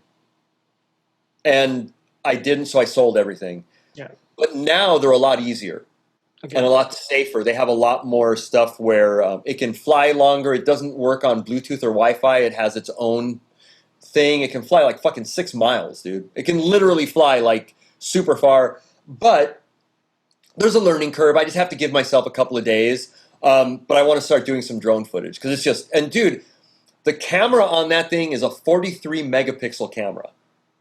Wow. Dude, we're only, 24 point something on like a really good DSLR? Yeah. 40 megapixel. That's awesome. Mind-blowing shots, and it's very easy. It has all these sensors. So I kind of want to get into the drone thing, but I have it. I just need to man up and get out there and fly them. For example, here in Germany, you need a permit to fly them. Really? Yeah, you gotta take like drone fly lessons. I mean, I get it because imagine dude, anybody can buy one, anybody can fly. I mean, dude, it's a liability. I mean, seriously, if you're just like kind of like, oh, whatever, I'm just gonna go fucking take a shot, smoke a joint, and go fly. I mean, dude, that fucking thing has trajectory. It's got weight. It can do damage. So I just think for me, I just want to get it so that I have control. I want to be under control with it, But yeah, over here, I mean, there's some laws, but yeah, anybody can buy them. So, I mean, I think that's good and bad. Yeah. So, yeah, I just need to learn. That's another thing on the list of I got to learn how to do. And what do you want to use it for? I mean, of course, to record footage, but just landscape stuff or what? Yeah, because I love, the outdoors. I think I want to add... I kind of want to add a little bit more dynamicness to my video. I don't know. I just want to try some stuff. Mm-hmm. I want to maybe have some B-roll where I'm just like, I know a lot of mountain stuff where I'm just, I don't know. I just kind of want to try some stuff. And also, I have a friend that works for a company that they said, hey, we need some aerial footage. And, a gig's a gig, dude. Pay is pay. So why not? Yeah. So that's what I want to do too. So I think just, make some money on it. Have another skill and shoot some cool footage. And honestly, I do mountain bike and I ride, so it would be kind of cool to take it out there and have it follow you, Yeah. I don't know. Yeah. It was just one of those things like, fuck, I'm going to get one and learn it. Yeah. Just haven't learned it yet. Why not? Well, another skill, right? Another skill. Definitely. But I'm a little scared. Yeah. It's okay to be. Yeah. Listen, I'm extremely hungry right now. Dude, I am too. Holy shit, that's been fucking rad, dude. Yeah, it's been awesome. So let's before we wrap things up, there's one last question. Yes. What are the top 5 most influential albums for you? Doesn't have to be bass playing, it can be anything. Oh yeah. I have a few. All right. Shit. I'm gonna take 2 that are like that were just really. that made me a bass player. Fucking Rush. I'm gonna say Moving Pictures. Yeah. Iron Maiden, Number of the Beast. Awesome album. Like, those are two fucking albums that, for me, being a bass player, like, you know, I was young. I wanted to be Geddy Lee and Steve Harris. Yeah. That was it. Later on, I mean, dude, that fucking first Weather Report record, Heavy Weather, Jocko's solo. Just because those were so mind-boggling and just changed everything. Yeah. You know, we spoke to Joe Hubbard, who got to hang with Jocko and got to hear those recordings. So those two, because Jocko is just so close to my heart. And you know what? I'm going to go with something a little bit more recent. I mean, there's a lot of them, but for me right now, jazz kind of eluded me just because I was kind of tired of listening to the same old bullshit, whatever. And there's not same old. I mean, I speak in these, you know, things, but man, Robert Glasper Experiment, Art Science, and man, the improvisation and the way that they're playing is so fucking rad. I mean, I'll take any Robert Glasper Experiment record, but Art Science is just rad. You got Derek Hodge on bass.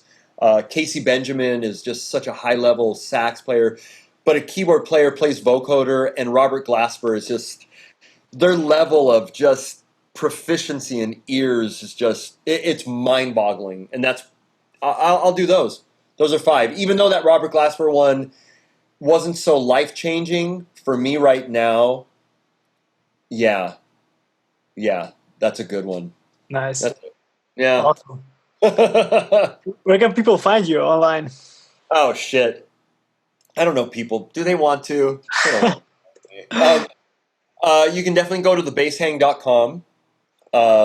I kind of keep it up, but, you know, I mean, I think, you know, web pages are almost like the business cards, because, you know, you have to have it, but, you know, but I do keep it up. Yeah, thebasshang.com.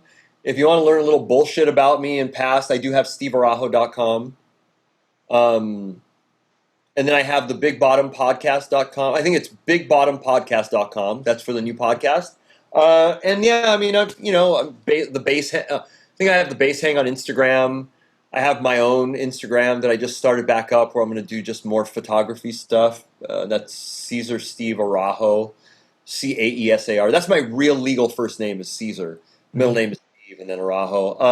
And then yeah, if you just Google me, you'll find all kinds of shit. Just because I've been creating my bullshit for years. Great. If that makes sense. I don't know. It's just Google. Awesome. Perfect. Definitely. Thanks for being here, Steve. Oh my God. I go ahead. Sorry. Thank you guys for watching. Awesome.